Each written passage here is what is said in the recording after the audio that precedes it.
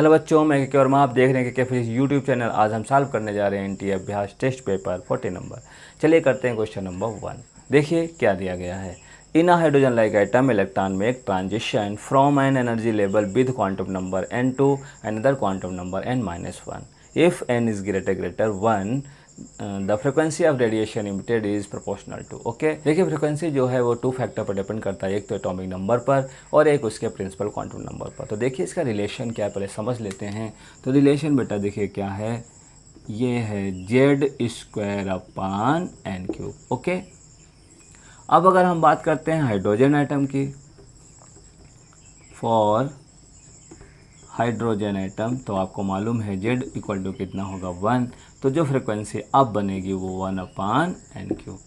ठीक है, तो इसी कॉन्सेप्ट से आप रिलेशन बना सकते हैं, आंसर बना सकते हैं। जो फ्रिक्वेंसी होती है, जो रेडिएट एनर्जी की फ्रिक्वेंसी है, वास्तव में प्रिंसिपल क्वांटम नंबर पर कैसे डिपेंड करते हैं, 1/n³। तो इसलिए ऑप्शन कौन सा होगा, फर्स्ट। लेकिन अगर क्वेश्चन के अकॉर्डिंग भी हम बात करें, जैसे देखा जाए कि फ्रिक्वेंसी का एनर्जी के फॉर्म अगर देखें तो क्या होता है, आपने पढ़ा होगा फॉर्मूला कि h∣ अब अगर हम इसको आगे सॉल्व करें फ्रिक्वेंसी का रिलेशन सीधे क्वांटम नंबर के रूप में, तो 1/(1²) 1/n²। ओके, तो हमको जो क्वेश्चन में क्या दिया गया है, एक क्वांटम नंबर n-1 का होल ऑफ स्क्वायर और एक कितना दिया है n²। ओके, अब देखिए जब इसे सॉल्व करेंगे तो थोड़ा सा देखिए सॉल्व करके मैं दिखा देता हूँ। आप यहाँ जाएंगे, ये इसका इससे इंटू होगा, इससे इंटू होगा, n-1 का होल ऑफ स्क्वायर। जब ये पूरा सॉल्व करेंगे आप, तब आपका जब रिजल्ट आएगा तो आपका फिर फाइनली आएगा 1/n³ के ही। तो देखिए इतना सॉल्व करने के बाद भी यही आएगा। और या आप सीधे कॉन्सेप्ट देखिए, क्योंकि फ्रिक्वेंसी का जो रिलेशन सीधे होता है वो प्रिंसिपल क्वांटम नंबर के पावर 3 के इन्वर्सली प्रोपोर्शनल होता है। ठीक है, तो इसलिए करेक्ट ऑप्शन कौन सा होगा, ए होगा। ठीक है, तो चलिए करते हैं क्वेश्चन नंबर 2। क्वेश्चन नंबर 2 देखिए, in the figure given A and B are 2 particles having same magnitude of angular velocity in opposite sense at t = 0, then va - vb at t = π/2ω second is. Question में कहा गया है बेटा कि t = 0 time पर जो दोनों पार्टिकल हैं वो अपोजिट सेंस में कि सेम एंगुलर स्पीड से क्या कर रहे हैं, रिवॉल्व कर रहे हैं।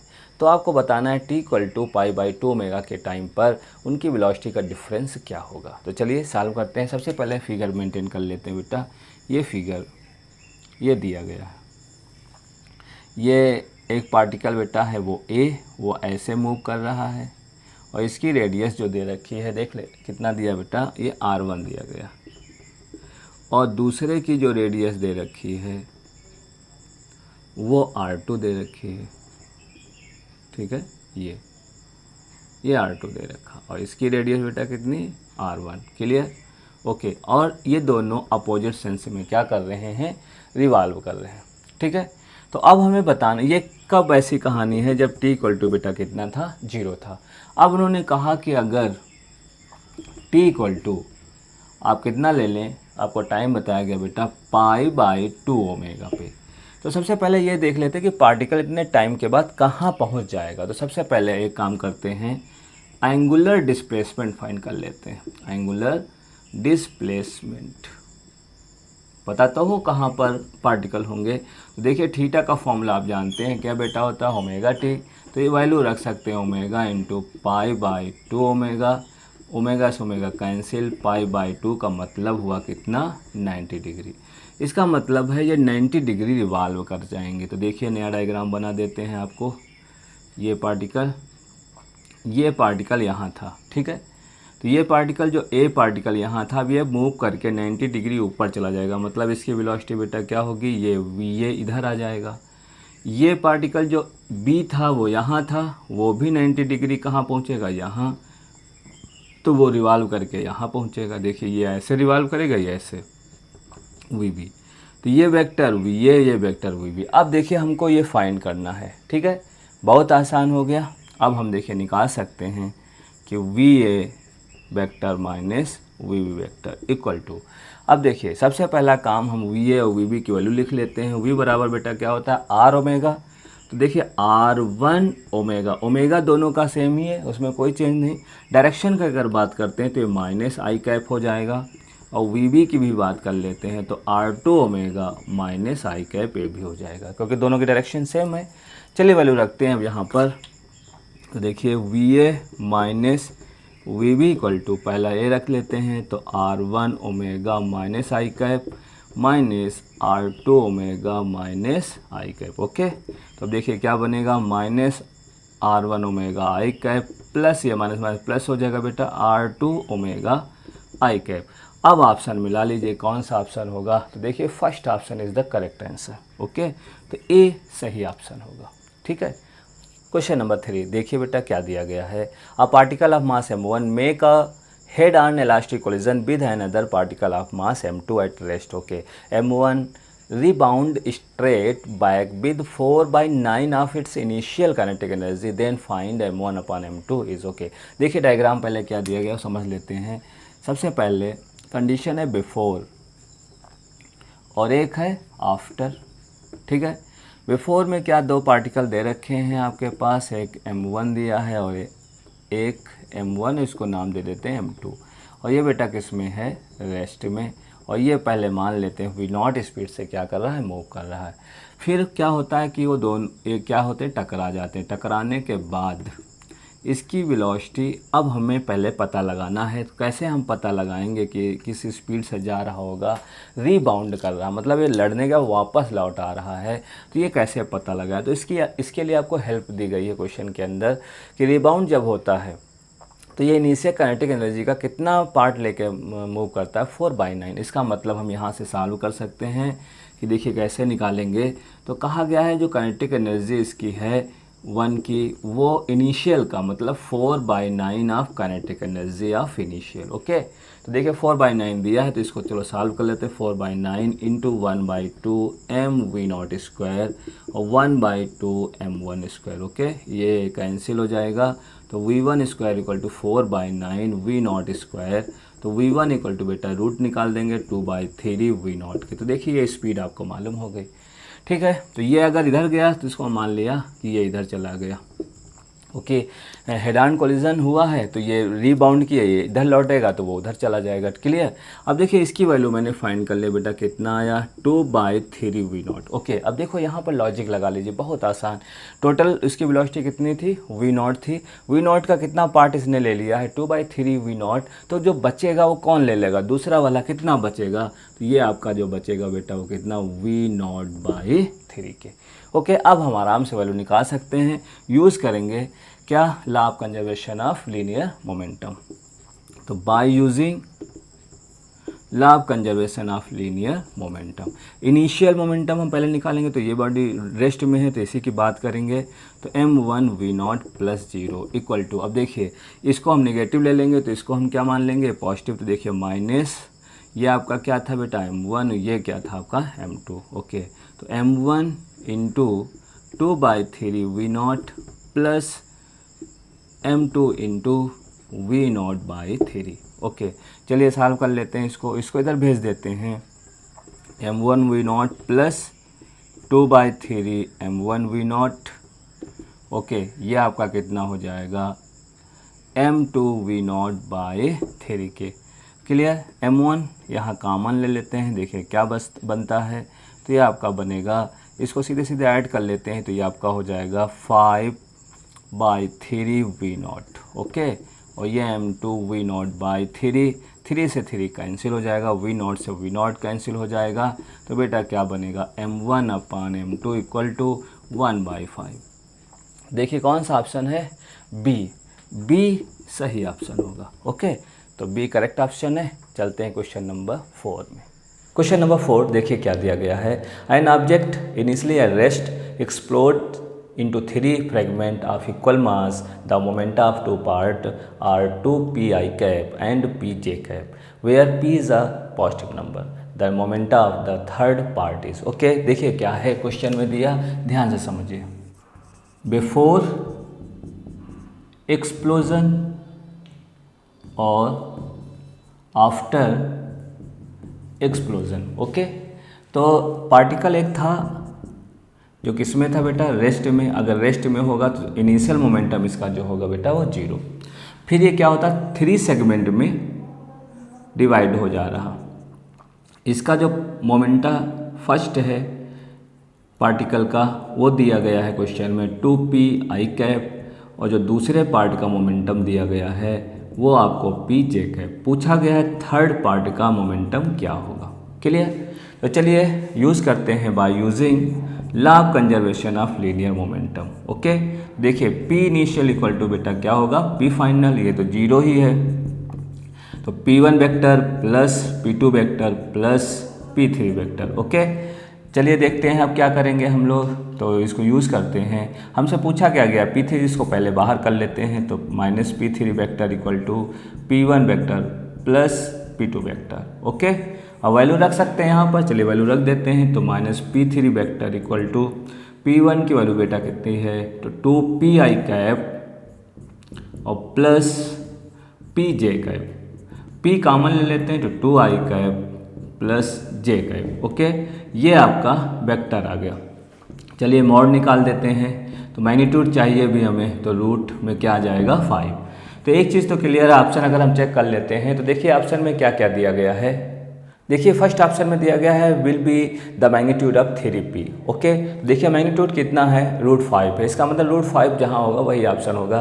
तो बी ऑप्शन में √5 है और डी ऑप्शन में √5 है। ठीक है, तो अब देखना मुझे एंगल है कि कितना एंगल होगा, तो हम डिसाइड कर पाएंगे कि बी सही है या हमारा डी। तो एंगल के लिए क्या करते हैं, चलिए देखिए डायग्राम, ये हमारे पास दे रखा था। पहला जो हमें दे रखा था मोमेंटम वो इस साइड में दे रखा था p1 की वैल्यू, और जो दी गई थी 2p i कैप, और इसकी वैल्यू जो p2 की वैल्यू दे रखी बेटा वो pj कैप दे रखी थी। अब अगर हम वेक्टर को देखें यहाँ पर ध्यान से देखिए, तो अब इस साइन को अगर हम उधर भेज देंगे तो ये क्या बन जाएगा, minus p 2p i cap और माइनस pj कैप। इसका मतलब डायरेक्शन बदल गई। अब ये चीज़ कहाँ आ जाएगी बेटा, नीचे, तो ये आपका बन गया p2 और ये इधर चला जाएगा, ये क्या बन गया p1। तो ये वेक्टर आपका बनेगा, ये थीटा आप ले लेंगे। तो देखिए tan थीटा इक्वल टू बेटा क्या फॉर्मूला बनेगा, तो आपको मालूम है परपेंडिकुलर मतलब p2 अपान p1 के, ये 1 है। तो चलिए वैल्यू रख देते हैं। तो देखिए कितना आपको दे रखा था, ये p दे रखा, ये 2p दे रखा, तो ये कैंसिल, तो 1/2। तो थीटा इक्वल टू हम निकाल सकते हैं tan इनवर्स 1/2। ओके, देखिए फर्स्ट ऑप्शन में आपको tan इनवर्स 1/2, बट जो मैग्नीट्यूड 3p दे रखा है, और बी ऑप्शन में जो √5p दिया था बट tan इनवर्स 2 दिया, इसे ये नहीं सही होगा। तो आपका कौन सा ऑप्शन सही होगा, डी ऑप्शन करेक्ट ऑप्शन होगा। ठीक है, तो चलते हैं क्वेश्चन नंबर 5 करते हैं। क्वेश्चन नंबर 5 देखिए बेटा क्या दिया गया है, the coercivity of a small bar magnet is 4 × 10⁻³ ampere per metre. It is inserted inside a solenoid of 500 tons and length 1 meter. To demagnetize it, the amount of current to be passed through the solenoid will be. Okay? तो चलिए solve करते हैं, देखते हैं क्या क्या हमें given है, पहले लिख लेते हैं। देखिए गिवन क्या है, पहले हमें दिया magnetic field intensity. Okay, magnetic field intensity जिसको डिनोट किया जाता है बेटा H से, और ये वैल्यू आपको दे रखी है 4 × 10⁻³ एम्पियर पर मीटर। ओके, और क्या दे रखा है, सोलेनॉइड के लिए नंबर ऑफ टर्न्स आपको दे दिए हैं 500, और इसकी लेंथ भी आपको दे दी गई है कितना, 1 मीटर। ओके, तो सोलेनॉइड के लिए अगर हम बात करें तो मैग्नेटिक फील्ड, देखो बेटा magnetic field due to solenoid, सभी लोगों को मालूम है फॉर्मूला कि μ0 × क्या होता है ni। ओके, अब देखिए μ0 को हम इधर भेज देते हैं b/μ0, और ये आपका बन गया ni। ओके, इस n का मतलब आप जानते हैं number of turns per unit length, तो इसको हम चाहें तो यहाँ निकाल सकते हैं n = n/l, तो ये हो जाएगा 500/1 इक्वल टू कितना बेटा 500। अब ये क्या चीज़ है इसे समझना, यही हमारा क्या है H है। H मतलब मैग्नेटिक फील्ड इंटेंसिटी। ओके, देखिए हम यहाँ लिख सकते हैं H = ni। ओके, चलिए वैल्यू रख देते हैं। तो 500 × I, और H की वैल्यू बेटा कितनी दी है 4 × 10⁻³ चलिए सॉल्व कर देते हैं। 4 × 10⁻³ अपान बेटा कितना हो गया 500 हो गया।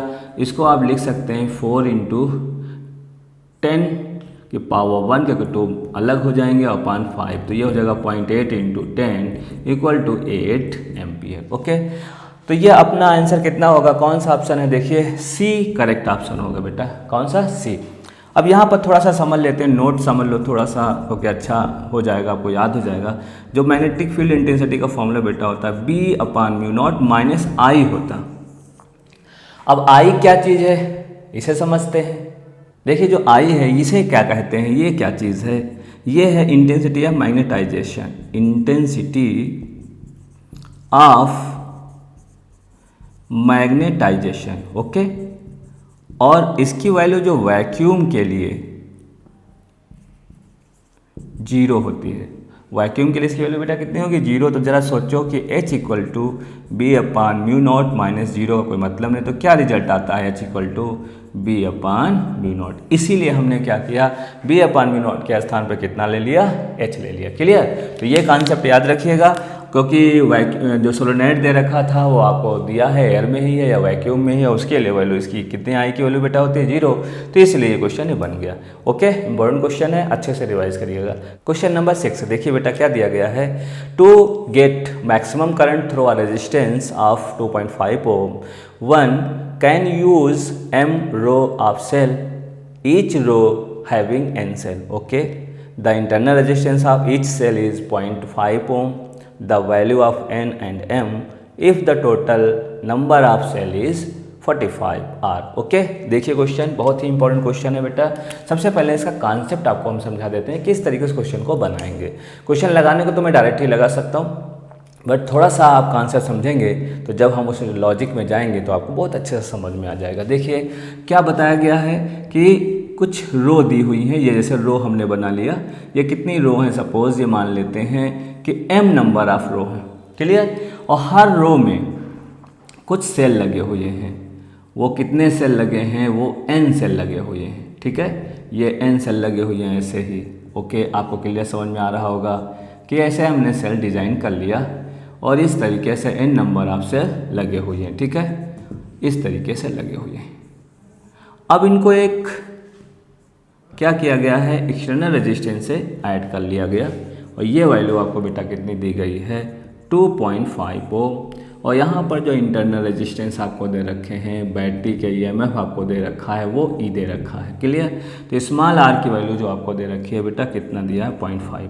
तो आपसे यही सवाल पूछा गया है कि m और n कितना कितना होगा। ठीक है, तो सबसे पहले पॉइंट समझ लेते हैं। पहला पॉइंट आपको क्या समझना, सुनिए। अगर कभी भी हमें यहाँ निकालना हो इक्वेलेंट, देखिए नोट जान लीजिए, क्योंकि जरूरी नहीं यही क्वेश्चन हमेशा है, कुछ और भी पूछा जा सकता है यहाँ से, तो थोड़ा सा नोट समझिए। अगर ये सेल बहुत सारे लगे हैं तो पक्का अगर इनका हम इक्वेलेंट ईएमएफ निकालें तो बेटा किसके बराबर होगा, एनी के। क्यों, क्योंकि एक रो में जब हम जाएंगे तो सारे ईएमएफ क्या होंगे, ऐड हो जाएंगे। और अगर सभी सेल के मैग्नीट्यूड सेम हों और पैरेलल में लगे हों तो फिर उनका पोटेंशियल भी बेटा क्या होगा, सेम होगा। इसका मतलब हर रो के लिए भी टोटल अगर देखा जाए तो कितना निकल के आएगा, एन निकल के आएगा। एक काम दूसरा जो पॉइंट हमें अच्छे से समझ में आना चाहिए, आर इक्वलेंट भी हम निकाल लेते हैं। तो जरा सोचो कैसे, अगर एक रो का हम निकाल लें इंटरनल रेजिस्टेंस बेटा तो क्या होगा, एन आर के होगा। क्लियर, सब ऐड हो जाते हैं तो एन से इंटू करके लेंगे। और जब हम पैरेलल में जाएंगे तो आपको मालूम है अपान नंबर ऑफ रो कितनी है बेटा, एम है। क्लियर, ये भी। अब अगर हमसे यहाँ पर तीसरा पॉइंट करंट पूछा जाए तो शायद आप जानते हैं करंट का फॉर्मूला आपका क्या होता है, E equivalent upon capital R plus small r equivalent. Okay, तो इसमें अगर हम वैल्यू रख दें तो मेरा काम बनेगा। तो अगर आपसे कभी भी यहाँ पर आपसे पूछें करंट, तो आप करंट भी बहुत मस्त होके निकाल सकते हैं कि n small r by m. Okay, ये तो मेरा नोट हो गया जो आपको समझना था। बट अब अपने क्वेश्चन में लौट आते हैं। तो क्वेश्चन में स्टोरी क्या दी है आपको, देखिए for maximum current in circuit.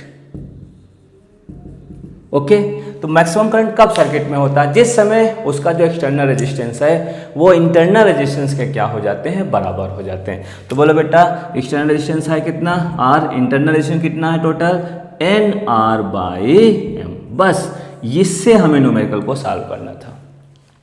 तो इतनी लाइन आपको याद करना है कि कभी भी सेल के केस में एक लाइन लिखी हो कि मैक्सिमम करंट सर्किट के अंदर प्रोवाइड हो रहा है, तो ये तभी पॉसिबल है जब उसका जो टोटल रेजिस्टेंस है, एक्सटर्नल रेजिस्टेंस है, वो टोटल इंटरनल रेजिस्टेंस के क्या होना चाहिए, बराबर होना चाहिए। क्लियर। अब क्वेश्चन को सॉल्व कर देते हैं, कुछ है ही नहीं क्वेश्चन के अंदर, चलो देखते हैं क्या क्या है, इसको सॉल्व करते हैं।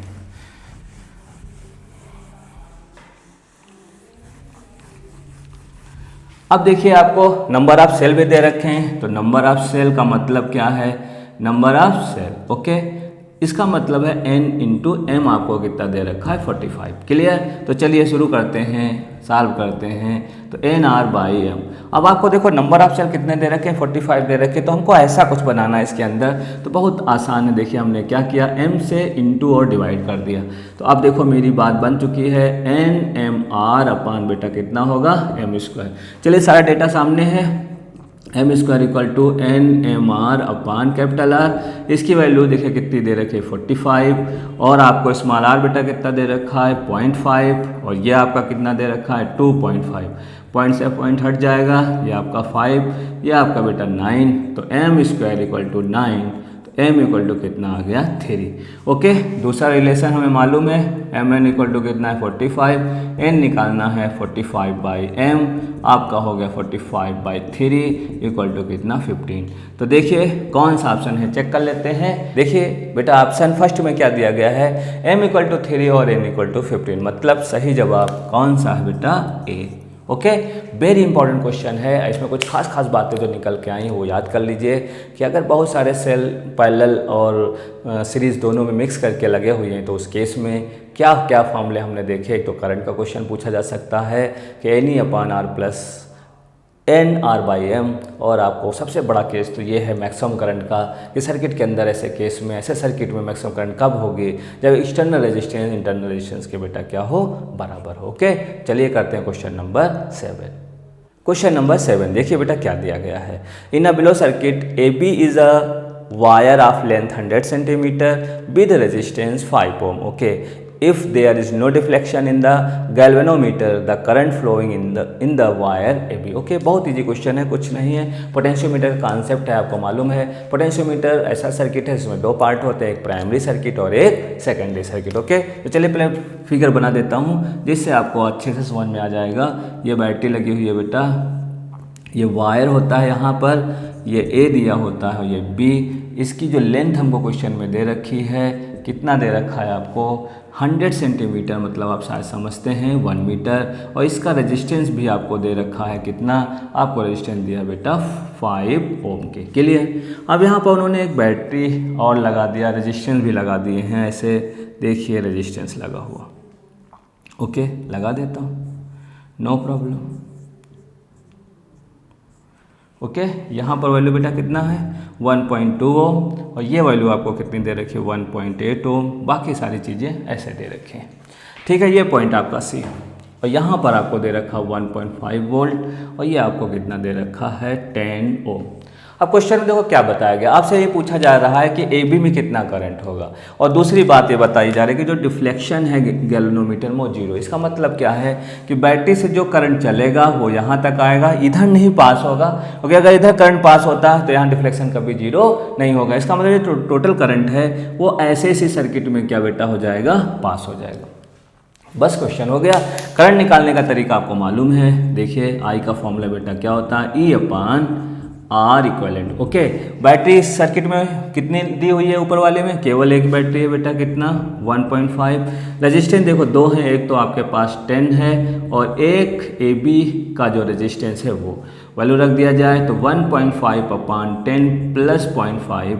ओके, तो चलिए 1.5 अपान ये हो गया, आपको कितना दे रखा था इसका रेजिस्टेंस, ये बेटा 5 दिया हुआ है, पॉइंट में नहीं दिया, तो ये हो गया आपका 1.5/15 equal to 0.1 ampere. Okay, check करते हैं कौन सा ऑप्शन है। तो देखिए ऑप्शन फर्स्ट में दिया 0.1, सेकंड में दिया 0.5, और सी में दिया है 1, और डी में दिया 1.4। तो आप ऑप्शन समझ गए हैं कौन सा आंसर है, तो आपको मालूम है ऑप्शन कौन सा करेक्ट है, ए। ओके, क्वेश्चन नंबर 8 देखिए बेटा क्या दिया गया है, a power transmission line feed input power at 2300 volt to a step down transformer with the primary winding है 4000 turns giving the output power at 230 volt. If the current in the primary of the transformer is 5 ampere and its efficiency is 90%, the output current would be okay। चलिए given value देख लेते हैं क्या क्या है बेटा। Primary coil में जो वोल्टेज दे रखा है 2300 वोल्ट, सेकेंडरी कॉइल में जो वोल्टेज दे रखा है 230 वोल्ट।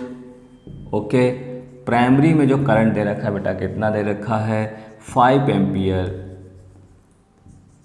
ओके, और नंबर ऑफ टर्न्स जो आपको प्राइमरी में दे रखे हैं वो आपको कितने दे रखे हैं 4000। ओके, और आपको और ईटा भी आपको दे रखा है 90%, और आपको फाइंड करना है सेकेंडरी कॉइल में कितना करंट होगा। ठीक है, तो कहाँ से स्टार्ट करेंगे? एफिशिएंसी से स्टार्ट करते हैं। एफिशिएंसी का फॉर्मूला सबको मालूम है बेटा, output power upon input power. Okay, अगर परसेंट में दिया है तो आप क्या करेंगे इंटू 100 कर लेंगे। क्लियर? अगर परसेंट में करना है तो इसको परसेंट में लिख देते हैं क्या है। तो चलिए वैल्यू रखते हैं। देखो बेटा 90, ये 100 को मैं यहाँ भेज देता हूँ तो ये 100 हो जाएगा।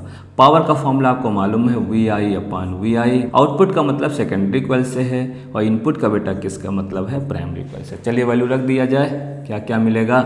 देखो यहाँ पर 0 0 कैंसिल कर देते हैं। 9/10 इक्वल टू सेकेंडरी कॉइल में बेटा कितना दिया 230 इंटू IS आपको फाइंड करना ही है अपान प्राइमरी कॉइल में कितना दिया गया 2300 इंटू करंट बेटा कितना है 5। ओके, चलिए वैल्यू रख देते हैं फटाफट। तो ये आपका इंटू हो जाएगा 9 इंटू 2300 इंटू 5 अपान 2300। ओके, इससे ये कैंसिल हो जाएगा 45 एम्पियर। चलिए चेक करते हैं कौन सा ऑप्शन होगा। देखिए फर्स्ट ऑप्शन में 45 दिया गया है, सेकंड ऑप्शन में 50 दिया गया है, 20 दिया गया 25। तो आप समझ गए कौन सा आंसर होगा बेटा। तो ये ऑप्शन कौन सा है, ए करेक्ट होगा। ठीक है, करते हैं क्वेश्चन नंबर 9। क्वेश्चन नंबर 9 बेटा देखिए क्या दिया गया है। 60 watt 120 volt bulb is connected to a 240 volt 60 hertz supply with an inductance in series. Okay, find the value of inductance so that bulb get correct voltage. Okay, तो देखिए circuit diagram बना लेते हैं, थोड़ा सा समझ में आ जाएगा आपको। ये L दिया हुआ है और यहाँ पर AC सप्लाई की गई है क्योंकि फ्रिक्वेंसी आपको दे रखी है, क्लियर है। और ये वोल्टेज आपको कितना दे रखा है, आपको दिया गया है वोल्टेज आपको 240 वोल्ट। ओके, और फ्रिक्वेंसी इसकी जो दे रखी है बेटा वो 60 हर्ट्ज दे रखी है। ये L आपसे पूछा गया है। यहाँ पर एक बल्ब लगा दिया गया है ऐसे, और इसके बारे में कुछ बताया गया है। इसका जो पावर है वो आपको बताया गया 60 वाट। ओके, और यहाँ पर जो इसका वोल्टेज बताया गया है वो आपको दिया गया है 120 वोल्ट। अब देखिए क्या हमें समझना है, कैसे इसको फाइंड करेंगे। अब आपको मालूम है L फाइंड करना है तो AC सर्किट के लिए बहुत आसान, Z का फॉर्मूला आना चाहिए, आपको याद भी होगा अच्छे से, R² प्लस XL²। क्लियर? जब XL आप निकालेंगे तो आपको मालूम है क्या बन जाएगा, ये स्क्वायर Z² माइनस R²। तो XL equal to √Z² minus R²। Z अब जब XL निकल आएगा तो XL का फॉर्मूला आप जानते हैं, XL इक्वल टू क्या होता है ω/L, और हम फाइंड कर लेंगे। थोड़ा सा लॉन्ग कैलकुलेशन है बट कोई बात नहीं, करते हैं। चलिए सॉल्व करते हैं। सबसे पहले हमको क्या निकालना है, यहाँ पर Z निकालना पड़ेगा और R यहाँ से हमको मिल जाएगा। देखिए R कैसे मिलता है, तो आपको पावर का फॉर्मूला मालूम है V² बेटा क्या होता है अपान R। तो R इक्वल टू क्या मिलेगा V² अपान P। देखिए V आपको मालूम हो गया 120 अपान ये आपका हो गया 60, ये कैंसिल कर दो, ये आपका 2, ये हो गया 240 ओम। क्लियर? अब हम अगर Z चाहते हैं तो देखिए Z के लिए हमें टोटल करंट चाहिए सर्किट के अंदर, तो करंट वही यहाँ से पास होगी जो इसमें करंट होगी। तो इसका एक फ़ायदा और भी होता है, करंट भी हमें यहाँ से मिल सकता है। तो देखिए VI, तो I की वैल्यू अगर हम निकालें तो हम लिख सकते हैं P/V, और P की वैल्यू बेटा कितनी है 60, और ये आपके पास 120। तो देखिए 0.5 एम्पियर आ गया। अब हम Z निकाल सकते हैं कि V अपान क्या बेटा I, ये सर्किट का टोटल पोटेंशियल है, कितना दे रखा है आपको 240, और ये 0.50 बढ़ा लिया। देखिए कितना हो जाएगा, ये 480। ओके, तो ये हो गया 480 ओम के। अब सब कुछ वैल्यू आपको मिल गई हैं, अब हम सॉल्व कर सकते हैं आराम से। तो चलिए अब इसकी वैल्यू हम यहाँ सॉल्व कर देते हैं, इसको मिटा देते हैं क्योंकि बीच में ये रहेगा, तो आप इसको नोट कर लीजिएगा। इसको लगाते हैं इस साइड में, ठीक है। तो वैल्यू रखता हूँ, एक्सेल अंडर रूट जेड की वैल्यू बेटा कितनी मिली है 480 का होल ऑफ स्क्वायर माइनस आपका दूसरी वैल्यू बेटा कितनी दे रखी है आर की, ये आर की वैल्यू दे रखी है 240 का होल ऑफ स्क्वायर। ओके, अब देखिए इसको कैसे सॉल्व किया जाए, बहुत आसान है। अब यहाँ पर हम फार्मूला यूज़ कर लेंगे, थोड़ा सा इजी पड़ जाएगा। क्या फार्मूला हम यूज़ करते हैं कि ए स्क्वायर माइनस बी स्क्वायर का, जैसे इंटू करना कठिन है, जोड़ना घटाना आसान होता है। तो 480 प्लस 240 और एक में हम लेंगे 480 माइनस 240। क्लियर, तो ये थोड़ा इजी पड़ जाएगा। चलिए इंटू करते हैं, देखिए इंटू कर दिया, इनको ऐड करेंगे 0 8 4 12 4 2 6 और 1 7।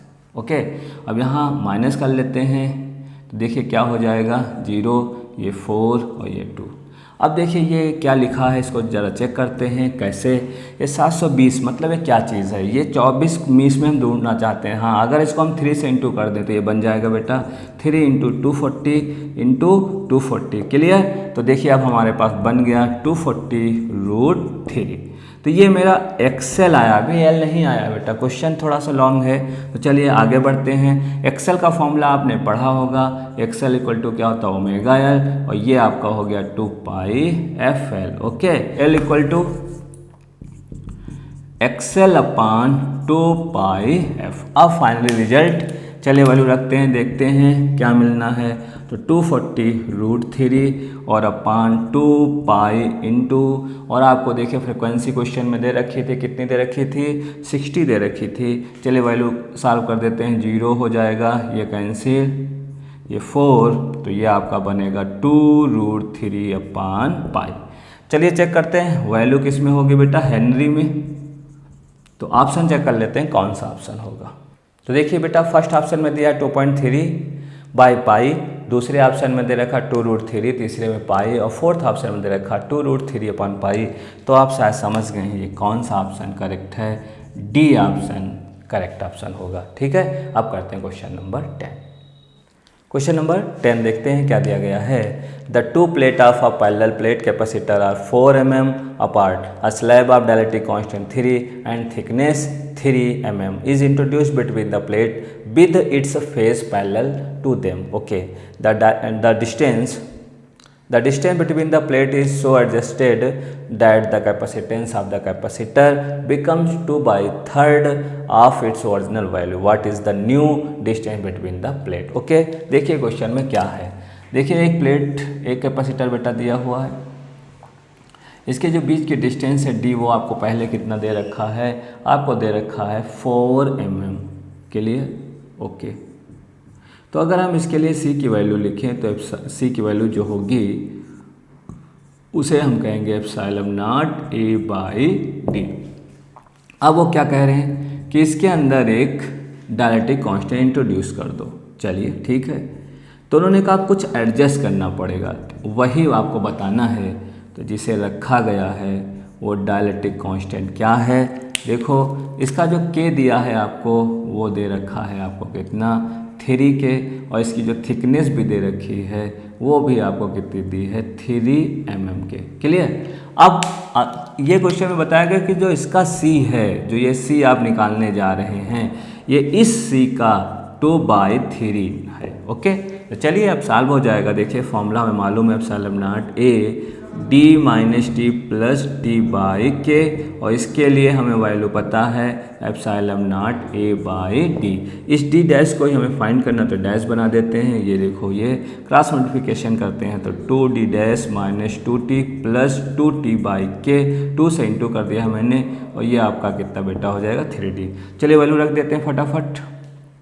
देखो तो 2d डैश माइनस 2 इंटू बेटा कितना दिया है 3 plus 2 into 3 upon 3 equal to 3d। Okay, ये कट गया आपका 6, ये आपका माइनस कर देंगे तो ये कितना बनेगा 4, 3 इंटू 4, क्योंकि आपको दे रखा है ये डी की वैल्यू कितनी दे रखी थी 4, ओके। तो 2d dash equal to 12 minus, ये आपका प्लस हो जाएगा, इधर जाएगा तो ये आपका हो गया 4। 2d डैश इक्वल टू कितना बेटा 16, d डैश इक्वल टू कितना हो गया 8 mm के। अब ऑप्शन चेक कर लेते हैं कौन सा ऑप्शन होगा। देखिए फर्स्ट ऑप्शन में दे रखा है 9 mm, सेकेंड ऑप्शन में 21 mm, सी ऑप्शन में 5 mm और डी ऑप्शन में कितना दे रखा है 8 mm। इसलिए करेक्ट ऑप्शन क्या होगा, D is the correct answer, okay. अब करते हैं क्वेश्चन नंबर 11। क्वेश्चन नंबर 11 देखिए क्या दिया गया है। An infinitely long wire is kept along Z axis from Z equal to minus infinite to Z equal to plus infinite, okay, having uniform linear charge density 10/9 nano coulomb per metre, okay. The electric field E at point 6, 8, 10 will be, okay. अब देखिए हमको क्या कहा गया है कि आपको find करना है, सबसे पहले यहाँ पर इलेक्ट्रिक फील्ड पता लगाना है, वो भी लॉन्ग वायर के लिए। तो आपको मालूम है electric field intensity due to long wire बेटा क्या होता है, तो ये आपको याद होना चाहिए, याद होगा हमें उम्मीद है, 2k λ/r के, ओके। चलिए इसको सॉल्व कर देते हैं। सबसे पहले 2 × 9 × 10 की पावर 9, लेमडा आपको क्वेश्चन में दे रखा है, कितना दे रखा है वो आपको दे दिया गया है 10 की 9 मतलब 10 की पावर -9 अपान डिस्टेंस। देखिए आपको कहाँ निकालना है, आपको ऐसे डायग्राम दिया गया है कि ये आपके पास एक वायर है, ठीक है। तो आपको इस पॉइंट पे आपको फाइंड करना है, ओके। और ये पॉइंट जो आपको दे रखा है 6 दिया है, 8 दिया है, 10 दे रखा, क्लियर। तो अगर हम इसकी बात करें इस तरीके से देखें तो ये आपका अगर 6 है, ये आपका थीटा है, ये आपके पास 8 है, तो यहाँ बेटा कितना होगा 10। तो ये जो 10 है वो आपको r दे रखा था, तो ये 10 हमने यहाँ यूज़ कर लिया, 10 सेंटीमीटर में है 10 की पावर -2। अब चलिए इसको सॉल्व कर लेते हैं। ये 9 कैंसिल हो जाएगा, ये 9 कैंसिल, 10 से 10 कैंसिल, तो 2 × 10 की पावर 2 मतलब 200 न्यूटन पर कूलम आ गया।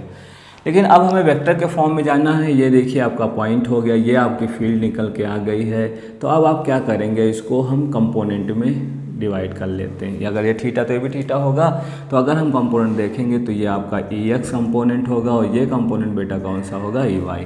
तो चलिए ई नेट वेक्टर लिख लेते हैं, EX plus EY component, okay.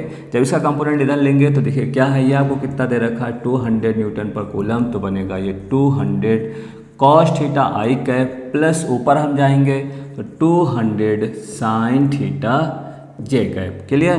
तो 200 × cos थीटा की वैल्यू ज़रा देखो, यहाँ से हम इस ट्राइंगल से निकाल सकते हैं। cos मतलब बेस अपन हाइपोटेन्यूस मतलब 6 अपन बेटा कितना होगा 10 I कैप, और ये 200 × थीटा साइन में अगर देखा जाए तो देखिए क्या होगा, ये होता परपेंडिकुलर अपन हाइपोटेन्यूस मतलब 10/8 अपन कितना बेटा 10, ओके, J कैप। चलिए सॉल्व कर लेते हैं। तो ये आपका हो जाएगा 120 I कैप प्लस ये आपका 0 0 कट जाएगा 160 J कैप। तो चलिए ऑप्शन चेक कर लेते हैं। देखिए फर्स्ट ऑप्शन में आपको दिया 160 I cap plus 120 J cap plus 200 K cap, गलत है। एक ही ऑप्शन आपको देखना है। देखिए I कैप के साथ कितना है बेटा 120, क्लियर, और J कैप के साथ कितना है 160, ओके। तो ऑप्शन आपका कौन सा है, D is the correct answer, ठीक है।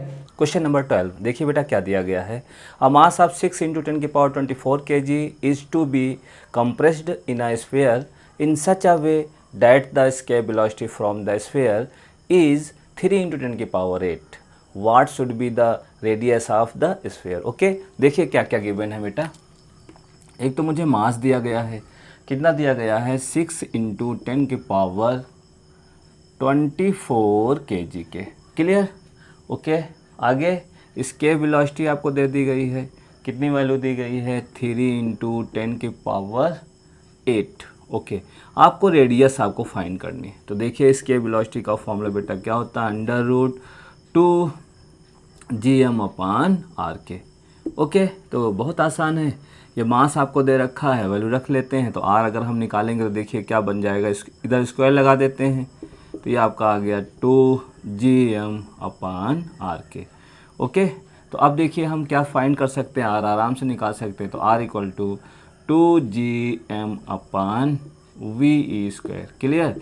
चलिए वैल्यू रख देते हैं बेटा। तो 2 × 6.67 × 10 की पावर 11 इंटू मास आपको कितना दिया है 6 इंटू 10 की पावर 24 अपान इसके वेलोसिटी कितना बेटा 3 इंटू 10 की पावर 8 का होल ऑफ स्क्वायर। ओके, तो चलिए अब हम इसको इससे इंटू भी कर सकते हैं और 6.67 इंटू 10 की पावर -11 और प्लस 24। ओके, और ये आपका कितना हो जाएगा 9 इंटू 10 की पावर 16। अब आप इसे सॉल्व कर सकते हैं और रिजल्ट आ जाएगा। तो चलिए सॉल्व कर देते हैं। तो आ जाएगा 8.89 इंटू 10 की पावर -3 मीटर। तो इसे आप लिख सकते हैं 8.89 मिलीमीटर। तो चलिए ऑप्शन चेक कर लेते हैं, देखते हैं कौन सा है। तो कौन सा ऑप्शन आपको बेटा मिल रहा है, डी ऑप्शन मिलेगा, क्योंकि 9 मिलीमीटर दिया तो इसको हम 9 के लगभग लिख देंगे। तो 9 mm और आपका ऑप्शन कौन सा हो गया, डी करेक्ट आंसर। ओके, अब करते हैं क्वेश्चन नंबर 30। क्वेश्चन नंबर 13 देखिए बेटा क्या दिया गया है। A rocket is fired with a speed u equal to 3/√gr from the earth surface. What will be its speed at interstellar space. Interstellar space का मतलब होता है तारों के बीच हमें वेलोसिटी बतानी है रॉकेट की। तो किसी एक रॉकेट को अर्थ सरफेस से लॉन्च किया गया, किस स्पीड से बेटा, तो दिया गया है 3√gr और आपको बताना है उसकी स्पीड कहाँ, इनफाइनाइट पे। तो ऐसे क्वेश्चनों को कैसे किया जाएगा, यहाँ यूज़ करेंगे law of conservation of mechanical energy. Okay, चलिए देखते हैं। सबसे पहले सरफेस पे देखेंगे तो एट सरफेस, और दूसरा हम कहाँ पे जाएंगे, इन इन्फिनिटी पे। ओके, चलिए ठीक है। क्या लॉ होता है, ज़रा इसके बारे में बात करें तो इसका मतलब होता है काइनेटिक एनर्जी और प्लस पोटेंशियल एनर्जी, दोनों जगह पे हम लोग देखेंगे। ठीक है, ओके, चलिए वैल्यू रखते हैं बेटा ½ mv² plus potential energy earth surface पे बेटा होती है -gmm/r के। ओके, और इक्वल टू, चलिए इनफाइनाइट पे जाना है तो आपको ये फाइंड करना है इनफाइनाइट के केस में, और प्लस पोटेंशियल एनर्जी इन्फिनिटी पे क्या होगी बेटा, 0 होगी। जब डिस्टेंस मैक्सिमम कर दोगे, इनफाइनाइट कर दोगे, जब उससे डिवाइड करोगे तो रिजल्ट आपको क्या मिलेगा, 0। ओके, ठीक है।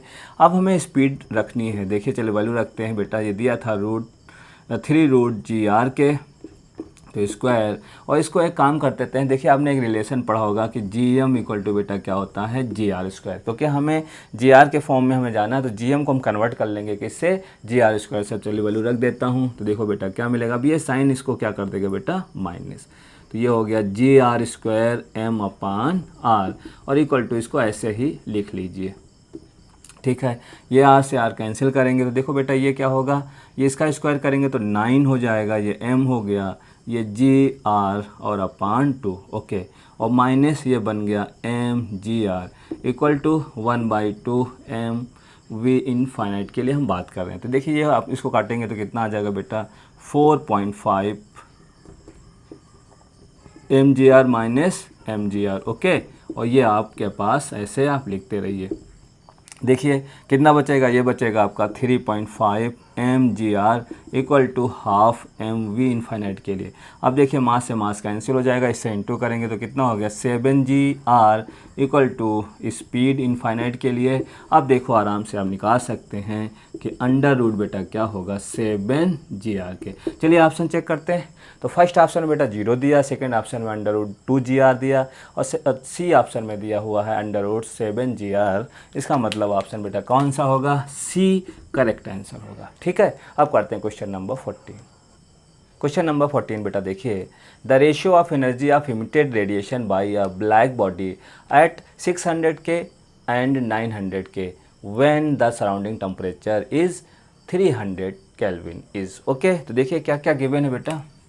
देखिए एक ब्लैक बॉडी जिसका टेम्परेचर बेटा कितना दिया हुआ है, वो दिया है आपको 600K, और दूसरी ब्लैक बॉडी जो दे रखी है उसके लिए कितना दे रखा है, 900K। ओके, और जो सराउंडिंग टेम्परेचर आपको दे रखा है वो आपको दे रखा है बेटा कितना, 300K। ओके, अब हमको करना क्या है, फाइंड क्या करना है, हमको बताना है E1/E2। अब देखिए यहाँ पर हम लोग स्टीफेंस फॉर्मूला यूज़ करेंगे रेडिएशन के लिए। स्टीफेंस लॉ आपने पढ़ा होगा कि T⁴ माइनस Ts⁴। ओके, ये फॉर्मूला यूज़ करना है। तो देखिए हम कैसे इसको यूज़ करेंगे। तो देखिए यहाँ पर फॉर्मूला लिखते हैं E1/E2 T1⁴ Ts सराउंडिंग, क्योंकि दोनों बॉडी सराउंडिंग में है तो ऐसा ही आप यूज़ करेंगे ये आपके पास हो गया। चलिए वैल्यू रखते हैं तो देखिए क्या मिलेगा आपको। T1 कितना दिया बेटा 900 की पावर 4 माइनस 300 की पावर 4 और ये आपका कितना दे रखा है, देखिए बेटा 1 का दिया है बेटा 600। ओके, और इसके लिए कितना दिया गया 900 का पावर 4 और ये हो गया 300 का पावर 4। अब देखिए हम करेंगे क्या। अब देखिए इस तरीके से सॉल्व करना थोड़ा टफ हो जाएगा, तो इसको एक काम करते हैं, इसको इस तरीके से भी तो हम लोग लिख सकते हैं 600 का पावर 2। ओके, और इसको भी ऐसे लिख सकते हैं 300 का स्क्वायर का एक और पावर लगा लेते हैं, ऐसे आसान थोड़ा हो जाएगा सलूशन बनाना। तो ये 900 स्क्वायर का स्क्वायर और ये 300 स्क्वायर का स्क्वायर। ओके, यहाँ पर हम फॉर्मूला यूज़ कर सकते हैं ए स्क्वायर माइनस बी स्क्वायर का। तो देखिए क्या बनेगा 600 स्क्वायर प्लस 300 स्क्वायर और दूसरे ब्रैकेट में बनेगा 600 स्क्वायर माइनस 300 स्क्वायर। ओके, बिल्कुल सेम इसी तरीके से नीचे लिख सकते हैं 900 स्क्वायर प्लस 300 स्क्वायर। ओके, और दूसरा जो बनेगा आपके पास वो आपका आ गया 900 स्क्वायर माइनस 300 स्क्वायर के। ओके, चलिए इसको सॉल्व कर देते हैं, आइए देखते हैं क्या मिलेगा। तो इसको सॉल्व करते हैं साइड में। तो देखिए यहाँ पर क्या मिलना बेटा, तो आप सबसे पहले यहाँ पर आते हैं तो क्या है, ये देखो कितना हो गया 36 इंटू 10 की पावर 4 प्लस 9 इंटू 10 की पावर 4 एक ब्रैकेट में, और दूसरा आपका सेम यही रहेगा बट माइनस में इसको हम लिख लेते हैं 9 इंटू 10 की पावर 4।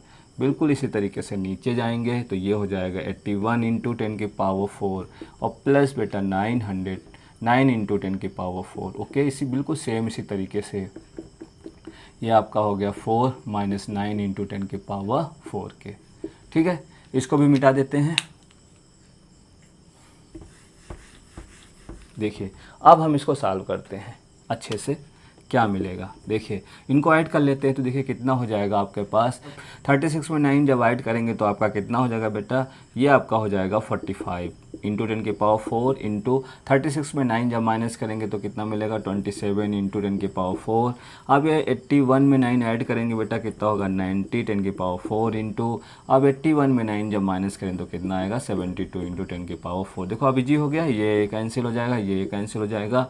इसको काट देते हैं, देखिए कितने से कट जाएगा बेटा 9 से कट जाएगा, ये 5 टाइम्स से जाएगा और ये आपका 1 हो गया, तो इसे हम काट सकते हैं। और तो ये आपके वो बेटा कितना होगा 2। इसको देखिए कितने टाइम्स ये जाएगा, तो ये देखिए 3 से या 9 से ही काट देते हैं, 9 त्रिक 27 9 8 72। ओके, तो 3 बाई कितना हो गया 16, तो जो आपको रेशियो मिलेगा वो 3:16 आपको ऑप्शन मिलेगा। चलिए चेक करते हैं क्या होगा ऑप्शन में। फर्स्ट ऑप्शन में दिया हुआ है 5/16, दूसरे ऑप्शन में 7/16, तीसरे ऑप्शन में 3/16। इसका मतलब है बेटा कौन सा ऑप्शन सही है, सी। ओके, क्वेश्चन नंबर 15 देखिए बेटा क्या दिया गया है। A perfect gas goes from state A to state B by absorbing 8 into 10 की power 5 joule of heat and doing 6.5 into 10 की power 5 joule of external work. It is now transferred between the same two state in another process in which it absorbs 10 की power 5 joule of heat in the second process. Okay, देखिए question में क्या बताया गया है, दो process दिया गया है। फर्स्ट प्रोसेस देखिए क्या है, प्रोसेस फर्स्ट, और एक दिया गया है process second. Clear. First process में देखिए बेटा हीट कितनी दी गई है आपको 8 इंटू 10 की power 5 joule. Okay, second process में जो आपको दे रखा है क्वेश्चन में कि कितना मान लेते हैं, इसको 1 ले लेते हैं, इसको क्या मान लेते हैं 2, ये कितना दिया है 10 की पावर 5 जूल। फर्स्ट प्रोसेस में जो वर्क डन दिया गया है बेटा कितना दिया गया है 6.5 इंटू 10 की पावर 5 जूल, और आपसे पूछ रहे हैं सेकेंड प्रोसेस में कितना वर्क होगा। ठीक है। तो चलिए बात करते हैं कैसे क्वेश्चन सॉल्व होगा। तो देखिए सबसे पहले कॉन्सेप्ट समझ लेते हैं कि ये स्टेट ए है और ये स्टेट बी। हम स्टेट ए से स्टेट बी में दो रास्ते से होकर मूव कर रहे हैं। इस रास्ते से अगर इस रास्ते से जाएंगे बेटा तो यहाँ पर जो वर्क डन होगा वो W1 होगा और यहाँ पर जो हीट यूज़ होगी वो कितना Q1। इसी तरीके से दूसरे रास्ते से अगर जाते हैं तो वर्क डन बदल जाता है तो उसकी हीट भी क्या हो जाएगी, बदल जाएगी। इतना तो क्लियर है। बट आप जानते हैं थर्मोडायनेमिक फर्स्ट लॉ, इसको अगर हम देखें तो बहुत आसानी से हम लिख सकते हैं कि जो चेंज इन इंटरनल एनर्जी होती है वो कभी पाथ पर डिपेंड नहीं करती है, वो केवल इस बात पर डिपेंड करती है कि उनका इनिशियल स्टेट और फाइनल स्टेट हर प्रोसेस का अगर सेम है तो उसकी इंटरनल एनर्जी भी क्या होगी, सेम होगी। कहने का मतलब है प्रोसेस फर्स्ट या प्रोसेस सेकंड दोनों के केस में इंटरनल एनर्जी हमेशा क्या रहेगी, सेम। इसका मतलब हम समझ चुके हैं कि U1 इक्वल टू किसके बराबर होगा, U2 के। ओके, अब देखिए इंटरनल एनर्जी का फॉर्मूला आप जानते हैं Q1 minus W1 equal to Q2 minus W2। अब क्वेश्चन हो गया, आराम से आप सॉल्व कर सकते हैं। चलिए वैल्यू रख देते हैं। क्या दिया है देखिए, पहला 8 × 10⁵ माइनस 6.5 × 10⁵ इक्वल टू Q2 बेटा कितना है 10⁵ माइनस W2। ओके, अब देखिए 8 में से 6.5 माइनस कर दिया जाए तो देखिए कितना होगा, बहुत मस्त हो गया। आप माइनस भी कर सकते, कोई दिक्कत नहीं। देखिए 5 होगा और ये 1 बचेगा तो 1.5 × 10⁵ इक्वल टू देखिए यहाँ दिया 10⁵ माइनस W। ओके, इसको इधर भेज देते हैं W2 तो 10⁵ ये इधर जाएगा माइनस 1.5 × 10⁵। जब आप माइनस करेंगे बेटा कितना मिलेगा, माइनस 0.5 × 10⁵ जूल के। नेगेटिव साइन यहाँ क्या बता रहा है, नेगेटिव साइन केवल ये बता रहा है कि जो वर्क डन हो रहा है वो ऑन द गैस हो रहा। अगर प्लस होता तो work done by the gas होता, अगर माइनस है तो work done on the gas. Okay, तो गैस पे काम हो रहा। तो चलिए ऑप्शन चेक करते हैं कौन सा ऑप्शन होगा। देखिए पहले ऑप्शन में तो केवल 10⁵ ही दे रखा है, तो ऑप्शन सेकेंड और ऑप्शन फोर्थ में देखिए सेम आंसर लिखे हैं, बट एक में लिखा हुआ work done on the gas और दूसरे ऑप्शन में दिया हुआ है जो डी ऑप्शन है उसमें दिया गया है work done by the gas. तो नेगेटिव साइन शो करता है work done on the gas, अगर यही प्लस होता तो मैं कहता work done by the gas. तो ओके, तो आप समझ गए आप लोग। तो कौन सा ऑप्शन होगा बेटा, तो ये ऑप्शन आपका कौन सा है, B is the correct answer. Question number 16 बेटा देखिए क्या दिया गया है, when Q amount of heat is supplied to an ideal monatomic gas the gas perform Q/2 amount of work on its surrounding. Then आपसे पूछा गया उस केस में 2R होगा, 1.5R होगा या 3R हो गया, 2.5R होगा, क्या दिया गया है। अगर किसी सिस्टम को हीट सप्लाई की जाती है तो अगर उस तरीके से अगर ऑप्शन दिए हुए हैं तो इसका मतलब आप समझिए कि वहाँ पर फाइंड करना है आपको हीट कैपेसिटी। ओके, हीट दी गई है उसमें थोड़ा सा वर्क परफॉर्म हुआ तो बाकी जो हीट है वो किस फॉर्म में हम देखेंगे, वो देखेंगे हीट कैपेसिटी के फॉर्म में। ओके, देखिए कैसे फाइंड करेंगे। सबसे पहले थर्मोडायनेमिक लॉ यूज़ करते हैं। तो डेल्टा U इक्वल टू बेटा क्या होता है, Q माइनस W।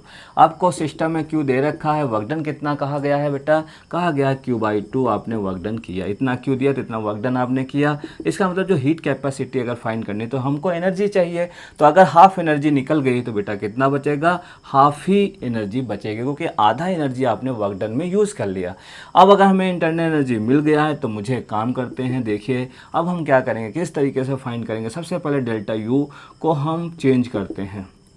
कैसे, देखिए एक ट्रिक का फॉर्मूला बेटा याद करिएगा, ये हो गया एन कहा जाए म्यू कहा जाए, बात एक ही है, म्यू आर डेल्टा टी। ये फॉर्मूला आपको हमेशा याद होना चाहिए, ठीक है। एफ का मतलब बेटा यहाँ है डिग्री ऑफ फ्रीडम से। अब बताइए कौन सी गैस आपको बताएगी, मोनोटॉमिक गैस। मोनोटॉमिक गैस के लिए डिग्री ऑफ फ्रीडम कितनी होती है, 3, और डायटॉमिक गैस के लिए डिग्री ऑफ फ्रीडम कितनी होती है, 5। ओके, तो हम 3 रख देंगे। देखिए बेटा delta U equal to 3/2 mu R T. Okay, delta U हम फाइंड कर चुके हैं, तो देखिए Q/2 equal to 3/2 mu R delta T. Okay, चलिए 2 से 2 कैंसिल हो जाएगा। चलिए साइड में चलते हैं।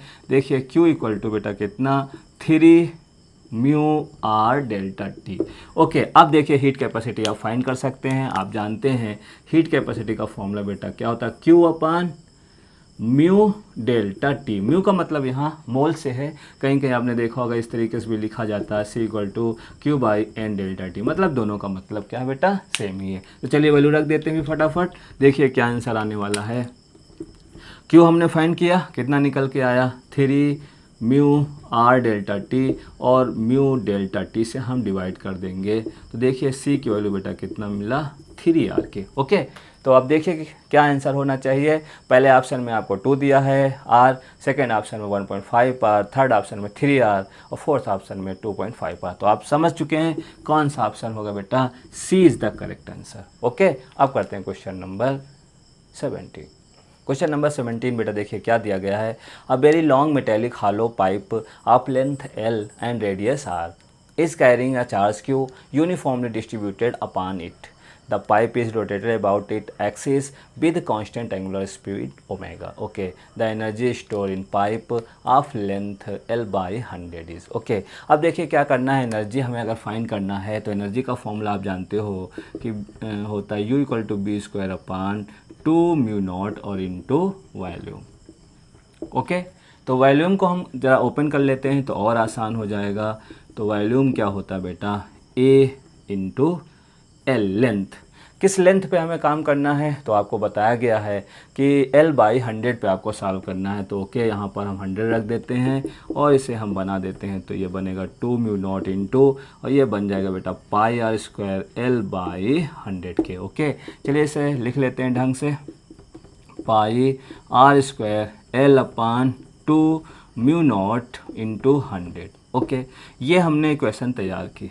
अब आपको मालूम है कि b फाइंड करना पड़ेगा। तो b के लिए देखिए क्या होता है formula, mu naught I upon L। Clear? Okay, अब हम एक काम करते हैं, करंट कैसे निकाला जाए। तो करंट देखो, रिवॉल्विंग जब रॉड को आप घुमा रहे हैं तो आपके पास क्या होगा, आर्बिटल करंट जिसे हम लोग जानते हैं, इसको कैसे कैसे लिखते हैं, QF से भी लिख सकते हो बेटा, या Q ओमेगा अपान 2 पाई, या आप लिख सकते हैं QV बाई 2 पाई आर। ये सारे फॉर्मूले आपको याद होने चाहिए। ये उस केस में करंट होता है जब कोई मूविंग चार्ज पार्टिकल हो, उस केस में जो करंट बनेगी वो या तो QF, F का मतलब बेटा यहाँ फ्रिक्वेंसी है, तो इसमें हमने फ्रिक्वेंसी ऐड की है ओमेगा अपान 2 पाई या V अपान 2 पाई आर। तो यहाँ पर क्या दिया गया, रॉड को किससे घुमाया जा रहा है, एंगुलर स्पीड ओमेगा से। इसका मतलब है हम ये वाला फॉर्मूला यहाँ पर चॉइस करेंगे या सिलेक्ट करेंगे। तो ओके, चलिए वैल्यू रखते हैं। फिर म्यू नॉट इंटू, देखिए बेटा क्या होगा, Q ओमेगा अपान L इंटू 2 पाई। ओके, चलिए अब इस वैल्यू को उठा के यहाँ रख दिया जाए तो आपको आंसर मिल जाएगा। तो चलिए वैल्यू रखते हैं। देखिए U = ये हो गया आपका mu naught Q omega upon 2 pi L का whole of square into pi R² L upon आपके पास कितना दिया बेटा, 2 म्यू नॉट इंटू 100। ओके, चलिए साइड में सॉल्व कर लेते हैं। तो देखिए, ये देखिए इसको सॉल्व करते हैं यहाँ पर। तो ये U = बेटा क्या आने वाला है, देखिए Q² म्यू² ओमेगा² into pi R² L, और ये आपका ये यहाँ नीचे जाएगा, ये हो गया 2 का स्क्वायर करेंगे बेटा तो क्या हो जाएगा 4 पाई² और L² into 2 mu naught into 100 के। ओके, अब चलिए सॉल्व करते हैं। तो एक L से एक L कैंसिल हो जाएगा, पाई से पाई कैंसिल हो जाएगा, और कुछ है नहीं। चलिए एक और म्यू नॉट से म्यू नॉट कैंसिल हो जाएगा, बचेगा क्या बेटा, म्यू नॉट Q² ओमेगा, और ये आपके पास क्या बचा है R² अपान, ये हो जाएगा 800 और पाई और L। ओके, चलिए मिलाते हैं कौन सा ऑप्शन करेक्ट ऑप्शन होगा। तो देखिए सबसे पहले ऑप्शन में देखिए क्या कहा गया है, देखिए जिसमें 800 हो वहीं पर रुकते हैं। तो आपके पास 800 सी में भी दिया हुआ है, और देखते हैं डी में क्या दिया हुआ है। तो और डी में आपका बेटा कितना दिया गया है 400। तो आपको बहुत सीधा सीधा दिख गया है कौन सा ऑप्शन होगा, सी। मिला लेते हैं, म्यू नॉट Q² ओमेगा² R² अपान 800 पाई आर। आप इसे कैपिटल Q से लिखना चाहो कैपिटल Q से लिख लो, और कोई दिक्कत नहीं। ओके, तो चलिए करते हैं question number next. Question number 20 बेटा देखिए क्या दिया गया है। A particle is projected with velocity 20 metre per second at angle 60 degree with horizontal. The radius of curvature of trajectory at the instant when velocity of projection becomes perpendicular to velocity of projection is, okay, g की value दी गई है 10 metre per second square. Question में कहा गया है उस point पे आप रेडियस ऑफ कर्वेचर फाइंड करिए जिस समय फाइनल वेलोसिटी इनिशियल वेलोसिटी के परपेंडिकुलर होना चाहिए। चलिए देखते हैं कैसे इसको सॉल्व किया जाए। बड़ा इंपॉर्टेंट क्वेश्चन है बेटा, तो बहुत ध्यान से सुनिएगा अच्छे से। ये देखिए प्रोजेक्टाइल मोशन हम पहले ड्रा कर देते हैं, ट्रेजेक्ट्री हमें पता होनी चाहिए। अब देखिए एक बॉडी को हमने ऐसे यहाँ प्रोजेक्ट कर दिया, कितनी स्पीड से, u से, और हमको मालूम है यहाँ एंगल बेटा कितना दिया गया 60 डिग्री। तो एक चीज़ काम कर लेते हैं, हॉरिजॉन्टल वेलोसिटी शायद हम सब लोग जानते हैं क्या होता है बेटा, u cos 60 डिग्री। ओके, क्योंकि इसी का कंपोनेंट लेना है मुझे। तो देखिए वैल्यू पहले से हम सॉल्व कर सकते हैं। तो कितनी वैल्यू बेटा दी गई है, ये आपको क्वेश्चन में दिया गया, कितना नोट कर लेते हैं बेटा, 20 मीटर पर सेकेंड। ओके, तो देखिए 20 cos 60 इक्वल टू बेटा कितना हो जाएगा 1/2, और ये आया 10 मीटर पर सेकेंड। अब आपको करना क्या है, देखना है कि वो पॉइंट जहाँ पर अगली जो वेलोसिटी बनने वाली है वो क्या होना चाहिए, परपेंडिकुलर होना चाहिए। चलिए देखिए ड्रा करते हैं, एक लाइन खींचते हैं, ये वेलोसिटी हम पहले फाइंड कर लेते हैं क्योंकि इसकी मुझे ज़रूरत पड़ेगी। तो कैसे इसको सॉल्व करेंगे, बहुत आसान है। देखिए क्या करना है, सबसे पहला काम इस साइन को पता लगा लें कितना एंगल बनने वाला। तो देखिए ये जो पॉइंट है इसी को हम यहाँ पर भी दिखा सकते हैं इस तरीके से। देखिए यहाँ एंगल कितना बेटा 90 डिग्री होना चाहिए, यही u वेक्टर को हम यहाँ रिप्लेस कर देते हैं और ये आपका बन गया 20 मीटर पर सेकंड। इसको जब पीछे आप खींचेंगे यही चीज़ हमें फाइंड करनी है, यही r हमको पता लगाना है। ओके, देखिए एक चीज़ तो क्लियर है, आपको मालूम है कि जो हॉरिजॉन्टल वेलोसिटी होती है वो कभी चेंज नहीं होगी। तो ये जो v होगा हम पता लगाएं कितना होगा बेटा, तो ये आपके पास कितना है 60, इसका कंपोनेंट देखिए ये कितना एंगल है बेटा 60, तो ये भी 60 होगा, तो ये कितना होगा 30 डिग्री। तो इसे हम फाइंड कर सकते हैं, इसका कंपोनेंट ले लेते हैं। तो क्या बनेगा कंपोनेंट, ये बनेगा v cos 30 डिग्री। क्लियर। अब प्रोजेक्टाइल मोशन के केस में हॉरिजॉन्टल वेलोसिटी कभी चेंज नहीं होती। तो चलिए लिख सकते हैं कि vux इक्वल टू बेटा किसके होगा, vx के।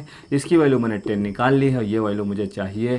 तो v cos 30 डिग्री, तो 10 equal to v into cos 30 की वैल्यू सबको मालूम है कितना, √3/2। ये आपका हो जाएगा v equal to 20/√3 metre per second. अब इसकी ज़रूरत क्या है, या देखते हैं क्या होगा। अब यहाँ पर सबसे पहले बेट देख लेते हैं mg। Okay mg। अब देखिए अगर देखा जाए तो ये अगर 30 है तो ये क्या होगा 60, तो इधर बेटा भी कितना एंगल होगा 30 डिग्री। तो ये कंपोनेंट मुझे चाहिए। तो देखिए ये कंपोनेंट बेटा क्या होगा mg cos 30 डिग्री। ये जो कंपोनेंट है इसकी बात करते हैं, सेंटर की तरफ जो फोर्स है वो आपको दिखने लगा mg cos 30 डिग्री, और इसको हम लिख सकते हैं सेंटीपिटल फोर्स का मतलब शायद जानते हो mv²/r, और ये आपका हो गया mg cos 30 डिग्री। ओके, मास से मास कैंसिल हो जाएगा और हमें v की वैल्यू पता ही है, r हमको फाइंड करना। तो चलिए वैल्यू निकालते हैं। तो v² क्या बन जाएगा बेटा, ये आपके पास आएगा g cos 30 degree. Okay, value रख सकते हैं आराम से। स्क्वायर करेंगे तो देखिए क्या होगा 20/√3 का होल ऑफ स्क्वायर, और आपके पास है 10 इंटू, और ये आपका हो गया √3/2। ओके, चलिए वैल्यू रख देते हैं। अब हमें इसे मिटाना पड़ेगा क्योंकि यहाँ जगह नहीं है, तो चलिए मिटा देते हैं। इसे आप बना लीजिएगा वीडियो को पॉज करके, और हम आगे सॉल्व कर लेते हैं। तो देखिए अब क्या मिलने वाला है, यहाँ पर रेडियस हमें फाइंड करने को कहा गया था। तो इसका जब स्क्वायर करेंगे बेटा तो हो जाएगा 40/3, और ये आपके पास कितना है, ये 2 से 10 का कैंसिल होगा तो 5√3 आ जाएगा, और इसे हम इसको काट सकते हैं। तो ये आपका 8/3√3। ऑप्शन देखते हैं, अगर इसी फॉर्म में आंसर होगा तो यहीं पर छोड़ देंगे, नहीं तो और सॉल्व कर लेंगे। ठीक है, तो चलिए ऑप्शन देखते हैं। देखिए पहला ऑप्शन क्या दिया है 60√3, दूसरा ऑप्शन दिया 80/√3, और सी ऑप्शन दिया गया है 40√3, और फोर्थ ऑप्शन दिया 80/3√3। अब आपको आंसर तो दिख ही रहा है कि कौन सा ऑप्शन बेटा होगा, D option correct option. Okay, very important question है, यहाँ से कई क्वेश्चन पूछे जा सकते हैं, इंपॉर्टेंट क्वेश्चन है, इसे अच्छे से क्या करिएगा, रिवाइज करिएगा। चलिए करते हैं अगला क्वेश्चन। क्वेश्चन नंबर 22 देखिए बेटा क्या दिया गया है। कहा गया है कि a rope of length 10 meter and linear density 0.5 kg per meter is lying lengthwise on a smooth horizontal floor. It is pulled by a force of 25 Newton. The tension in the rope at a point 6 meter away from the point of application. Question में बताया गया कि एक रोप है, देखिए बेटा इसकी length हमको क्वेश्चन में बताई गई है कि ये 10 मीटर है, ठीक है, ओके। इसकी लीनियर मास डेंसिटी हमको क्वेश्चन में बताया गया कितना, 0.5 kg पर मीटर, ओके। इस पे फोर्स लगाया गया कितना बेटा, 25 न्यूटन का, ओके, 25 न्यूटन। तो हमसे कहा गया टेंशन बताइए कहाँ पर जब x कितना लिया जाए, 6 मीटर, ओके। देखिए इसको सॉल्व कर लेते हैं। इसके लिए एक फॉर्मूला होता है जो आप याद रखिएगा, डायरेक्ट आंसर मिल जाएगा, T=F1 - x/L। देखिए कितना आसान, इसकी कोई ज़रूरत ही नहीं पड़ेगी। f कितना दिया, 25, 1 - x की वैल्यू बेटा कितना, 6, टोटल कितना दिया गया है, 10, ओके। तो चलिए सॉल्व करते हैं। 25, अब देखिए क्या हो गया, 10, और ये 10 में से 6 गया बेटा, कितना बचेगा, 4, ये हो गया 5, 5 × 25, ये 2 और ये 2, ओके, बराबर कितना, 10 न्यूटन। आंसर कौन सा ऑप्शन है, C is the correct answer. Question number 23 देखिए बेटा क्या दिया गया है, कहा गया है the half life period of radio active element X is same as the mean life time of another radio active element Y। Initially both of them have the same number of item, then option first option में कहा गया X and Y have the same decay rate, दूसरे option में कहा गया है X and Y decay at the same rate always, Y will decay at a faster rate than X, okay. मतलब क्या है जरा समझते हैं। देखिए क्या गिवन है, एक एलिमेंट बेटा दिया है x और एक एलिमेंट दिया है y, ठीक है। क्वेश्चन में बताया गया जो x की हाफ लाइफ है वो बराबर है मीन लाइफ ऑफ y के, क्लियर। चलिए वैल्यू रख देते हैं। देखिए आपको मालूम है 0.693 अपान क्या बेटा होता है, डी के कॉन्स्टेंट, ये x के लिए, और ये तो 1 डी के कॉन्स्टेंट ही होता है, ये किसके लिए, y। तो अगर हम इसे सॉल्व करते हैं तो देखिए क्या निकल के आया, 6.693 इंटू डी के कॉन्स्टेंट इंटू वाई के, ओके। देखिए इसमें साफ साफ नज़र आ रहा है कि जो रेट ऑफ डी के कॉन्स्टेंट है वो ग्रेटर होगा किसके, एक्स के, ठीक है। इनिशियल अमाउंट बेटा क्या है, सेम है। तो देखिए रेट का फॉर्मूला क्या होता है जरा जान लेते हैं। तो देखिए क्या है, rate of decay equal to बेटा लेमडा एन होता है। एन का मतलब है इनिशियल नंबर ऑफ आइटम, ये तो सेम है बट अगर लेमडा अलग अलग होगा तो उनका डीके रेट भी क्या होगा, अलग होगा। तो किसका डीके कांस्टेंट ज़्यादा है, वाई का ज़्यादा है। इसका मतलब हुआ कि जो वाई एलिमेंट है वो ज़्यादा डीके होगा किसके कंपेयर में, एक्स के। तो कौन सा ऑप्शन बनेगा, तो C option correct option, Y will decay at faster rate than X, okay. तो C is the correct answer, ठीक है। करते हैं क्वेश्चन नंबर 24। क्वेश्चन नंबर 24 देखिए बेटा क्या दिया गया है, what is the binding energy per nucleon of carbon nucleus, हमको फाइंड करना है। तो देखिए सबसे पहला स्टेप हमारा होगा कि बाइंडिंग एनर्जी पर न्यूक्लियन अगर आपको फाइंड करना है तो binding energy upon nucleon carbon में कितने होंगे बेटा, 12। सबसे पहला पॉइंट। दूसरा पॉइंट हमको ये समझना है कि बाइंडिंग एनर्जी का फॉर्मूला क्या होता है, तो delta M into 931 mega electron volt. अगर हमें डेल्टा एम निकालना, डेल्टा एम का मतलब यहाँ मास डिफेक्ट से है, और मास डिफेक्ट का फॉर्मूला बेटा क्या होता है, mass of proton plus mass of neutron minus mass of nucleus, okay. अब इतने स्टेप हमें फॉलो करने हैं, क्लियर, सबको रिवाइज हो गया। अब हम इसे सॉल्व करते हैं, देखते हैं कैसे वैल्यू निकलती है, ठीक है। तो चलिए आपको क्या दिया है, 6, 12 दे रखा है। तो सबसे पहले हम मास ऑफ प्रोटॉन निकालेंगे, कितने प्रोटॉन है बेटा, 6, और एक प्रोटॉन का मास हमको क्वेश्चन में दे रखा कितना, 1.0078। मास ऑफ न्यूट्रॉन हमें चाहिए, न्यूट्रॉन भी 6 होंगे, 1.00।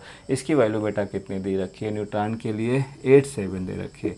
अब देखिए दोनों को इंटू करेंगे और दोनों को ऐड करेंगे तो हमें मिलेगा mass of proton plus mass of neutron. पहला इंटू करेंगे तो 6.0468 यू के बराबर आ जाएगा। दूसरा इंटू करेंगे तो 6.0522 यू मतलब यूनिट। चलिए इसको ऐड कर लेते हैं, जब ऐड करेंगे तो बेटा कितना हो जाएगा, 12.0990। ओके, ये आपका मास आ गया। अब हम मास डिफेक्ट निकालना चाहते हैं तो मास डिफेक्ट का फॉर्मूला बेटा क्या होगा, mass of proton plus mass of neutron minus mass of nucleus, okay. तो अब चलिए ये वैल्यू आपको मिल गई 12.0990 minus mass of nucleus question में दिया गया है, कितना दिया है 1200, तो ये बचेगा कितना 0.0990 AMU या U लिख सकते हैं, ओके। अब हमें मिल जाएगा बाइंडिंग एनर्जी, फॉर्मूला होता है बेटा कितना, मास डिफेक्ट कितना दिया है और 990 इंटू 931। ओके, जब इंटू करेंगे तो आपको मिलेगा 92.169 के। बाइंडिंग एनर्जी पर न्यूक्लियन निकालना है। चलिए इसको नोट करिए और निकालते हैं दूसरी वैल्यू। ओके, देखिए वैल्यू हमको देखो कितनी मिल गई है, इतनी मिल गई। पर न्यूक्लियन बाइंडिंग एनर्जी निकालना है, पर न्यूक्लियन बाइंडिंग एनर्जी। तो बेटा क्या बताया गया था, 92.169 को किससे 12 डिवाइड करना है, 12 से, तो ये आ जाएगा 7.68 मेगा इलेक्ट्रॉन वोल्ट। अब ऑप्शन चेक कर लेते हैं कौन सा ऑप्शन होगा। तो चलिए देखते हैं ऑप्शन। चलिए अब चेक करते हैं ऑप्शन। पहला ऑप्शन दिया 5.26, नहीं होगा। तो आपका 7.68 कहाँ पर दे रखा है, ये डी ऑप्शन होगा। डी ऑप्शन करेक्ट ऑप्शन होगा। ठीक है, अब करते हैं नेक्स्ट क्वेश्चन। क्वेश्चन नंबर 26 बेटा देखिए, a block of mass m is connected to a spring of constant 2k and k respectively as shown in the vertical plane at equilibrium. Okay, both spring are compressed by same length. Okay, if suddenly lower spring is cut, the acceleration of block just after spring cut is. Okay, देखिए option solve करने से पहले सबसे पहले देख लेते हैं diagram क्या दिया हुआ। देखिए ये मास दिया हुआ, दो स्प्रिंग इस तरीके से लगा दी गई हैं। क्लियर। अब देखिए नीचे वाले की जो वैल्यू दे रखी है बेटा 2k और इसकी वैल्यू क्या है k। अब देखिए इक्विलिब्रियम में, इक्विलिब्रियम का मतलब हुआ कि टोटल जो फोर्स इसमें लग रहे हैं वो एक दूसरे के क्या होंगे, इक्वल। तो सबसे पहले इसकी बात करें। जैसे सोचो कि ये अगर ब्लॉक नीचे जा रहा होगा तो रीस्टोरिंग फोर्स बेटा किधर लगेगा, ऊपर की ओर। इसका मतलब है कि जो ये फोर्स होगा वो, और रीस्टोरिंग फोर्स किसके होता है, kx के बराबर। तो k की वैल्यू बेटा कितनी है, तो 2k इंटू एक्स। ओके, अब अगर आप सोचें कि ये ऊपर जा रहा होगा तो ये वाला फोर्स किधर मारेगा, नीचे। तो ये आपके पास कितना होगा बेटा, kx। और ब्लॉक का मास हमेशा डाउनवर्ड रहेगा तो ये फोर्स कितना होगा, mg के बराबर। तो देखिए पहला कैलकुलेशन बहुत साफ दिख रहा है, एट इक्विलिब्रियम कि क्या कहानी है, क्वेश्चन में साफ साफ बताया गया है इक्विलिब्रियम। ओके, तो इस केस में दोनों फोर्स जैसे 2k जो x है वो इक्वल किसके होगा, kx प्लस mg के, तभी ऐसे रह सकता है स्टेबल इक्विलिब्रियम कंडीशन में। ओके, तो देखिए अब ये 2kx में से kx निकल जाएगा तो क्या बचेगा, kx इक्वल टू किसके, mg के। ये देखिए पहला सलूशन निकल आया। अब क्वेश्चन में कहा गया कि इसको अचानक कट कर दिया जाता, इसको कट किया गया। जब कट करेंगे तो देखिए ये फोर्स खत्म हो जाए, केवल एक ही फोर्स बचेगा। तो देखिए इस केस में हम नेट फोर्स निकाल सकते हैं कि mg बचेगा और साथ में क्या बचेगा बेटा, kx बचेगा। ओके, तो चलिए अब हम वैल्यू रख सकते हैं। अब देखिए mg तो मेरे पास है, kx की वैल्यू भी मुझे मिल गई, किसके बराबर, mg, और ये किसके बराबर होता है, ma के। ओके, तो ma इक्वल टू बेटा क्या हो गया, 2mg, m से m कैंसिल होगा, a इक्वल टू क्या आएगा, 2g। तो जो एक्सेलरेशन होगा वो कितना होगा, 2g होगा। चलिए ऑप्शन चेक करते हैं। तो देखिए ऑप्शन में 2g एक ही जगह दे रखा है और वो भी किधर की तरफ, डाउनवर्ड होगा। जब कट होगा तो किधर को भागेगा बेटा, ये नीचे की तरफ मूव करेगा, तो इसका मतलब हुआ डाउनवर्ड। तो ये ऑप्शन कौन सा होगा, ए। क्वेश्चन नंबर 28 देखिए बेटा क्या दिया गया है, to decrease the cut off wavelength of continuous X ray by 25% the potential difference across the X ray tube. Okay, देखिए चार ऑप्शन में दो में इंक्रीजेस दिया गया, दो में डिक्रीजेस दिया गया। तो सबसे पहले बात समझ लेते हैं कि अगर कट ऑफ वेवलेंथ अगर डिक्रीज हो रही है तो पोटेंशियल क्या करेगा, इंक्रीज करेगा। क्योंकि आपको मालूम है फॉर्मूला बेटा कि लेमडा इक्वल टू क्या होता है, SC by EV not. Okay, ये फॉर्मूला हम जानते हैं कि अगर पोटेंशियल आप बढ़ाएंगे तो वेवलेंथ घटेगी, अगर वेवलेंथ घटेंगे तो पोटेंशियल क्या होगा, बढ़ जाएगा। तो यहाँ से देखिए एक रिलेशन हमें मालूम हो गया कि हम पोटेंशियल के फॉर्म में ऐसे देख सकते हैं। तो अगर हम फॉर्मूला बनाते हैं बेटा कि V1, या चलिए सेकंड अपान फर्स्ट निकालते हैं तो हमें मिलेगा 1/2, ये हमारा रिलेशन तैयार होगा।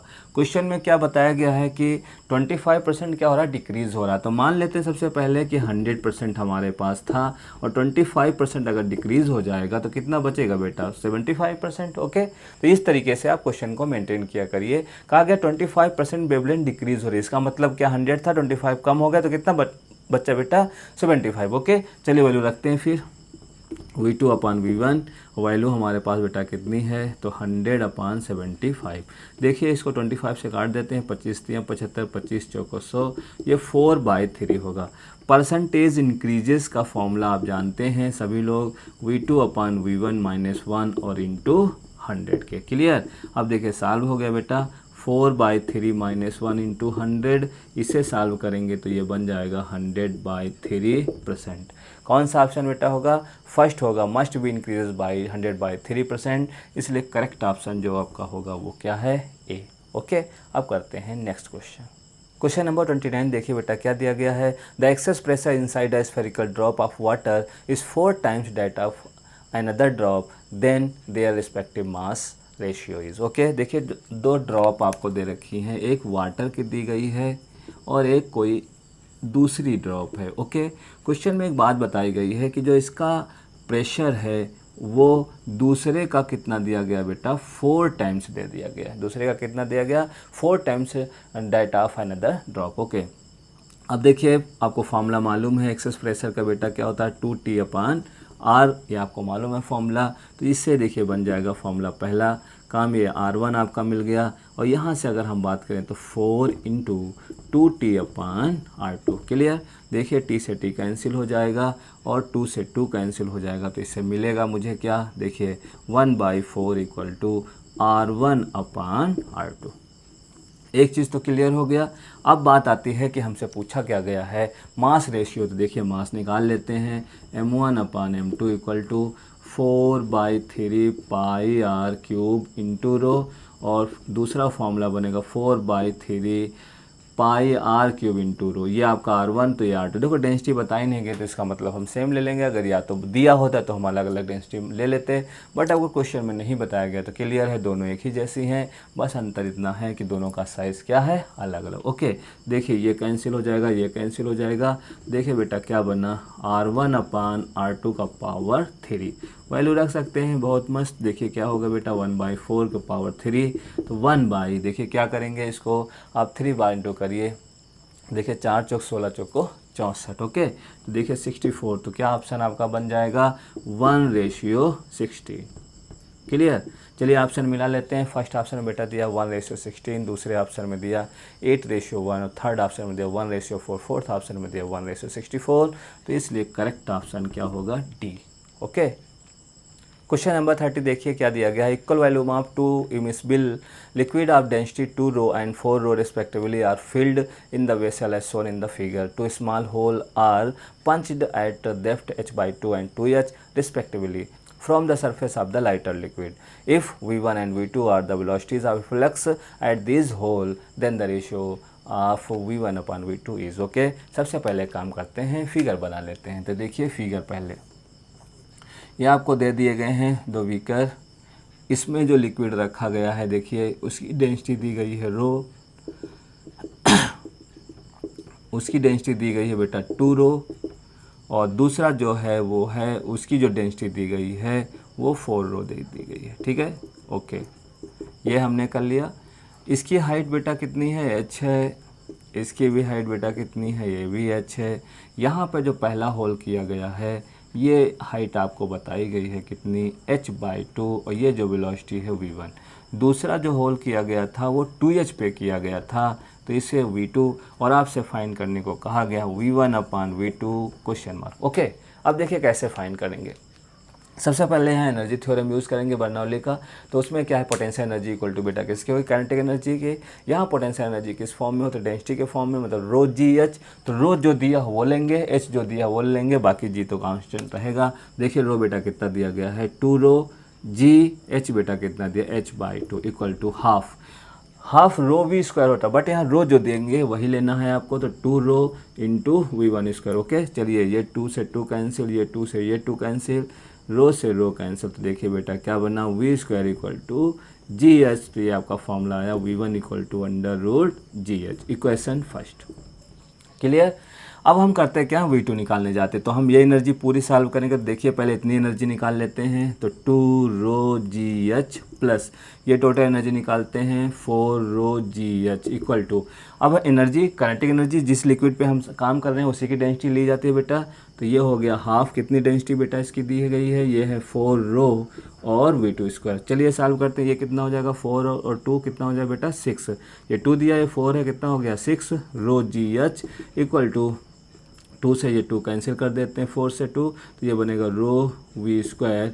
अब ये कट जाएगा, कितना बनेगा? 3, और रो भी आपका कट जाएगा चलिए रो भी कट गया, क्या बना V2 अंडर रूट बेटा कितना होगा 3GH। ओके, अब चलिए इसे सॉल्व कर लेते हैं। V1/V2 इक्वल टू, देखिए क्या आएगा, अंडर रूट ये आपको बेटा कितना दिया गया था GH, और ये अंडर रूट कितना दिया गया है 3GH। इसे एक साथ लिख सकते हैं आप GH/3GH, GH कैंसिल हो जाएगा 1/√3। चलिए ऑप्शन चेक करते हैं, देखते हैं कौन सा ऑप्शन होगा। देखिए फर्स्ट ऑप्शन में दिया गया 1/3, सेकंड ऑप्शन में दिया गया है 1/√3, तो आपको ऑप्शन तो मिल गया। कौन सा बेटा ऑप्शन होगा, बी करेक्ट ऑप्शन होगा। ठीक है, करते हैं अगला क्वेश्चन। क्वेश्चन नंबर 31, देखिए क्या दिया गया है। A thin walled glass sphere of radius 2.5 centimetre is filled with water. An object O is placed at 7.5 centimeter from the surface of sphere, neglecting the effect of glass wall. At what distance the image I of the object measured from the center of sphere is formed? Refractive index of water 1.33। Okay, सबसे पहले diagram बनाते हैं, फिर question को solve करते हैं। अब देखिए डायग्राम कंप्लीट हो जाता है, तो अब इसको सॉल्व करते हैं। हमको फाइंड करना है distance of image from the centre. Okay, तो सबसे पहले हम V फाइंड कर लेंगे, सेंटर में क्या होगा वो हम बात की बात। रेडियस ऑफ कर्वेचर जो आपको दे रखी है वो भी हमको क्वेश्चन में बताया गया बेटा, वो R आपको कितना दिया गया है 2.5 सेंटीमीटर। क्लियर, चलिए सॉल्व करते हैं। तो law of refraction on spherical surface formula आप जानते हैं, क्या होता था μ2/V minus μ1/U equal to μ2 minus μ1/R। पक्का, सबको क्लियर? ओके, चलिए, ये 1 का मतलब जहाँ से आप चलते हैं तो देखिए एयर से चलेंगे तो बेटा क्या होगा 1 होगा, और किस में जाएंगे वाटर में, तो इसके लिए बेटा कितना होगा 4/3। क्लियर। अब देखिए सबसे पहले हमें V फाइंड ही करना है। U बेटा कितना दिया है माइनस, क्योंकि आगे रहेगा तो माइनस होगा, ये माइनस और ये माइनस मिलकर क्या होगा प्लस, ये हो गया 7.5। ओके, चलिए यहाँ पर बात करते हैं। तो ये आपको कितना दिया V2 आपको दे रखा 4/3 -1, और अपान R की वैल्यू बेटा कितना 2.5। ओके, चलो इसको सॉल्व करते हैं। ये आपका आ जाएगा नीचे, ये हो जाएगा 3V + 1/7.5। ओके, ये देखिए कितना बचेगा 1/3, और ये हो जाएगा 2.5। चलिए आगे बढ़ते हैं। तो देखिए क्या कहा गया 4/3V इक्वल टू, ये हो जाएगा 1/7.5 - 7.5 बेटा क्या आ जाएगा 0। इसका मतलब V की वैल्यू जो हम निकालेंगे तो वो क्या बनेगा इनफाइनाइट। मतलब क्लियर, देखो दिखता भी है कि इसकी जो इमेज पहले देखिए क्या बना इनफाइनाइट। तो आप सेकंड सरफेस के लिए जब चलेंगे तो ये जो वैल्यू होगी क्या बन जाएगी, ऑब्जेक्ट की तरह बिहेव करेगा। तो चलते हैं on second surface. Okay, side में सॉल्व करते हैं। On the second surface. Okay, फिर से फॉर्मूला वही लगाएंगे, क्या होगा फॉर्मूला बेटा μ2/V minus μ1/U equal to μ2 minus μ1/R के। अब देखिए इसमें 1 आपका क्या है, 1 है आपका वाटर मीडियम जहाँ पे हम बात कर रहे हैं, ठीक है, और आपका सेकंड क्या है एयर है। तो देखिए 1/V फाइंड करना है बेटा, और ये आपकी वैल्यू आपको मालूम है, इधर इस साइड में आप ले रहे हैं। देखिए कुछ नहीं, आपको मालूम है μ1 की वैल्यू बेटा क्या होगा, कुछ भी हो, बाकी आपको मालूम, इनफाइनाइट रखोगे तो डिवाइड करोगे 0 ही हो जाएगा, तो कोई दिक्कत नहीं है। ये 1 हो गया बेटा माइनस कितना 4/3/R के। तो ये रिजल्ट 0 हो जाएगा, साइन का कोई मतलब ही नहीं रहा। वैसे आप साइन देखें तो प्लस हो जाएगा, ठीक है। तो V इक्वल टू, देखिए आपका क्या बन गया माइनस कितना बेटा, ये आपका आएगा 1/3, और R की वैल्यू बेटा कितना है 2.5। तो 1/V इक्वल टू माइनस में आ जाएगा 7.5। ओके, तो इससे वैल्यू मुझे मिलेगी -7.5। इसका मतलब बड़ा साफ है, नेगेटिव का मतलब है कहीं अंदर बन रहा है। अब हमें सेंटर से डिस्टेंस लेना है, तो चलिए सेंटर से डिस्टेंस निकालते हैं। तो distance of image from centre, तो चलिए 7.5 हमने निकाला, और इसका दिया कितना बेटा 2.5। जब आप सॉल्व करें तो कितना हो जाएगा 10 सेंटीमीटर। ऑप्शन चलिए चेक करते हैं। फर्स्ट ऑप्शन दिया गया है 20 सेंटीमीटर, सेकंड दिया है 15 सेंटीमीटर, नेक्स्ट दिया है 10। इसका मतलब अपना ऑप्शन कौन सा होगा बेटा, C correct answer. Okay, question number 32 देखिए, an object O is placed at a height h equal to 12 centimeter above the water surface in a beaker. The lower surface of the beaker is polished as shown in the figure. The location of final image will be. देखिए ऐसे case के लिए एक formula होता है जिससे आप अच्छे से याद कर लीजिए। क्या फॉर्मूला होता है सबसे पहले मैं आपको बता देता हूँ। क्या क्वेश्चन दिया हो हमेशा ऐसा हो कि एक बीकर दिया गया है और इसमें वाटर फिल है, वाटर हो या कोई दूसरा लिक्विड हो उससे कोई फ़र्क नहीं पड़ता। ऐसा होना चाहिए कि इसकी जो रिफ्लेक्टिव इंडेक्स है इसको हम मान लेते हैं बेटा कितना, म्यू। यहाँ पर क्या किया गया, पॉलिश कर दिया गया। इसका मतलब हुआ कि यहाँ कोई मिरर लगा दिया गया और इसकी जो डेप्थ है मान लेते हैं सपोज़ कितना दिया बेटा, डी दिया। और ये आपका ऑब्जेक्ट है ओ, जो सरफेस से आपको दिया होना चाहिए, सरफेस से जो इसकी हाइट क्या है, एच। इस केस में जो फाइनल इमेज का फॉर्मूला होता है तो देखिए distance of final image equal to क्या होगा बेटा, देखिए h plus 2d by mu, ये फॉर्मूला। ओके, तो अब देखिए क्वेश्चन, अपने क्वेश्चन में देखिए क्या कहा गया, h आपको कितना दिया बेटा, 12 दे रखा है। और इस केस में अपने क्वेश्चन में h और d सेम रखा गया है तो बहुत आसान, 12 ये दिया और ये आपका 2 इंटू ये भी 12 दिया हुआ। म्यू की वैल्यू बेटा कितनी दी गई है, 4/3। तो ये ट्रिक का फॉर्मूला आप याद रखिएगा, सीधे यूज़ करिएगा। अब हम इसको सॉल्व कर देते हैं बहुत आसानी से। देखिए 12 प्लस 2 इंटू 12 इंटू 3/4। ओके, देखिए ये कट जाएगा, 3 हो जाएगा। 12 प्लस ये 9 दूनी 18। ओके, अब ये देखिए कितना हो गया, 10 और ये आपका हो गया 30। तो कितना आपका आंसर आ जाएगा, 30 सेंटीमीटर। ओके, चलिए ऑप्शन चेक कर लेते हैं कि कौन सा ऑप्शन होगा। देखिए अब ऑप्शन चेक कर लेते हैं कौन सा ऑप्शन होगा। 10 सेंटीमीटर 2 जगह है और 2 जगह दिया गया 30 centimetre. Below the water surface 30 centimetre, above the water surface, ये सरफेस के नीचे बनता है, आपको मालूम है नीचे ही जाएगा। तो इस केस में 30 centimetre below the surface. Okay, तो ऑप्शन कौन सा होगा, सी करेक्ट ऑप्शन। ओके, करते हैं नेक्स्ट क्वेश्चन। क्वेश्चन नंबर 33 देखते हैं क्या दिया गया है। A uniform disc is rotating at a constant speed in a vertical plane about a fix horizontal axis passing through the center of the disc. A piece of a disc from its rim detached itself from the disc at the instant when it is at a horizontal level with the center of the disc and moving upward. Then about the fixed axis the angular speed of remaining disc is. Okay, देखिए angular speed का जो formula बेटा होगा वो depend करता है दो बात पे, उसके लीनियर वेलोसिटी और उसकी रेडियस पर। ठीक है, तो अगर पार्टिकल उसमें से निकल भी जाता है तो एंगुलर स्पीड में कोई चेंज नहीं होगी। जो काइनेमेटिक्स होता है वो मास पे डिपेंड नहीं करता, तो एंगुलर स्पीड जो है मास पे डिपेंड नहीं करेगी।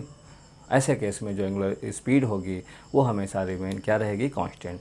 इसका मतलब है पहला ऑप्शन के साथ जाएंगे, रिमेन अनचेंज्ड। ठीक है, तो ऑप्शन कौन सा इसका करेक्ट ऑप्शन होगा, ए।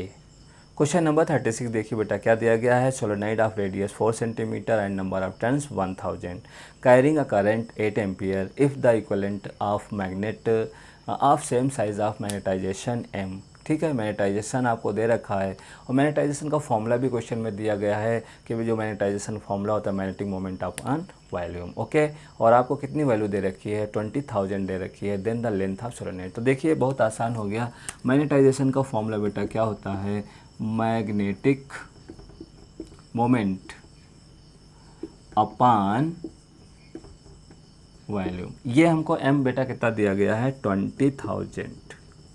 ठीक है, वॉल्यूम का फॉर्मूला आपको मालूम है बेटा क्या होता है, a इंटू एल, और a का मतलब है हम वैल्यू रख सकते हैं और into length. Okay, magnetic moment का फॉर्मूला क्या होगा, तो वो NIAK। क्लियर, अब सब कुछ तो दे रखा है, सारी वैल्यू दे रखी है, चलिए वैल्यू रखते हैं। तो देखिए a से कैंसिल हो जाएगा, लेंथ हमसे पूछी गई है। नंबर ऑफ टर्न्स बेटा कितने दे रखे हैं, 1000 इंटू करंट क्वेश्चन में कितना दे रखा है, 8 अपॉन ये आपका हो जाएगा 20,000। ओके, कैंसिल, ये आपका हो जाएगा 4, ये आपका 10 इक्वल टू 0.4 मीटर। इसको हम लिख सकते हैं 40 सेंटीमीटर। तो सोलेनोइड की जो लेंथ होगी कितनी होगी, 40 सेंटीमीटर। कौन सा ऑप्शन बेटा, डी करेक्ट ऑप्शन होगा। ओके, क्वेश्चन नंबर 37 देखिए बेटा क्या दिया गया, steam at 100 degree Celsius pass into 1.1 kg of water contain in a calorimeter of water equivalent 0.02 kg at 15 degree Celsius till the temperature of the calorimeter and its content rise to 50 degree Celsius the mass of the steam condenses. Okay, तो सबसे पहले data जो दिए हैं उनको note कर लेते हैं। देखिए पहली चीज़ हमको दे रखी है बेटा क्या, स्टीम। ओके, कितना टेम्परेचर 100 डिग्री सेल्सियस, और दूसरी चीज़ जो हमको दे रखी है वो दे रखी है वाटर। ओके, और इसका जो मास दिया हमको 1.1 kg दे रखा, और इसका टेम्परेचर कितना दिया गया 15 डिग्री सेल्सियस। ओके, कैलोरीमीटर में पहले से मास दिया रहता है, जैसे हम कहते हैं वाटर इक्विवेलेंट। ओके, तो वाटर इक्विवेलेंट की भी वैल्यू हमको मालूम है, वाटर इक्विवेलेंट इक्वल टू कितना 0.02 kg के। क्लियर। अब देखिए कॉमन जो टेम्परेचर आपको दे रखा बेटा कितना दे रखा है 80 डिग्री सेल्सियस तक हमें जाना है। क्लियर।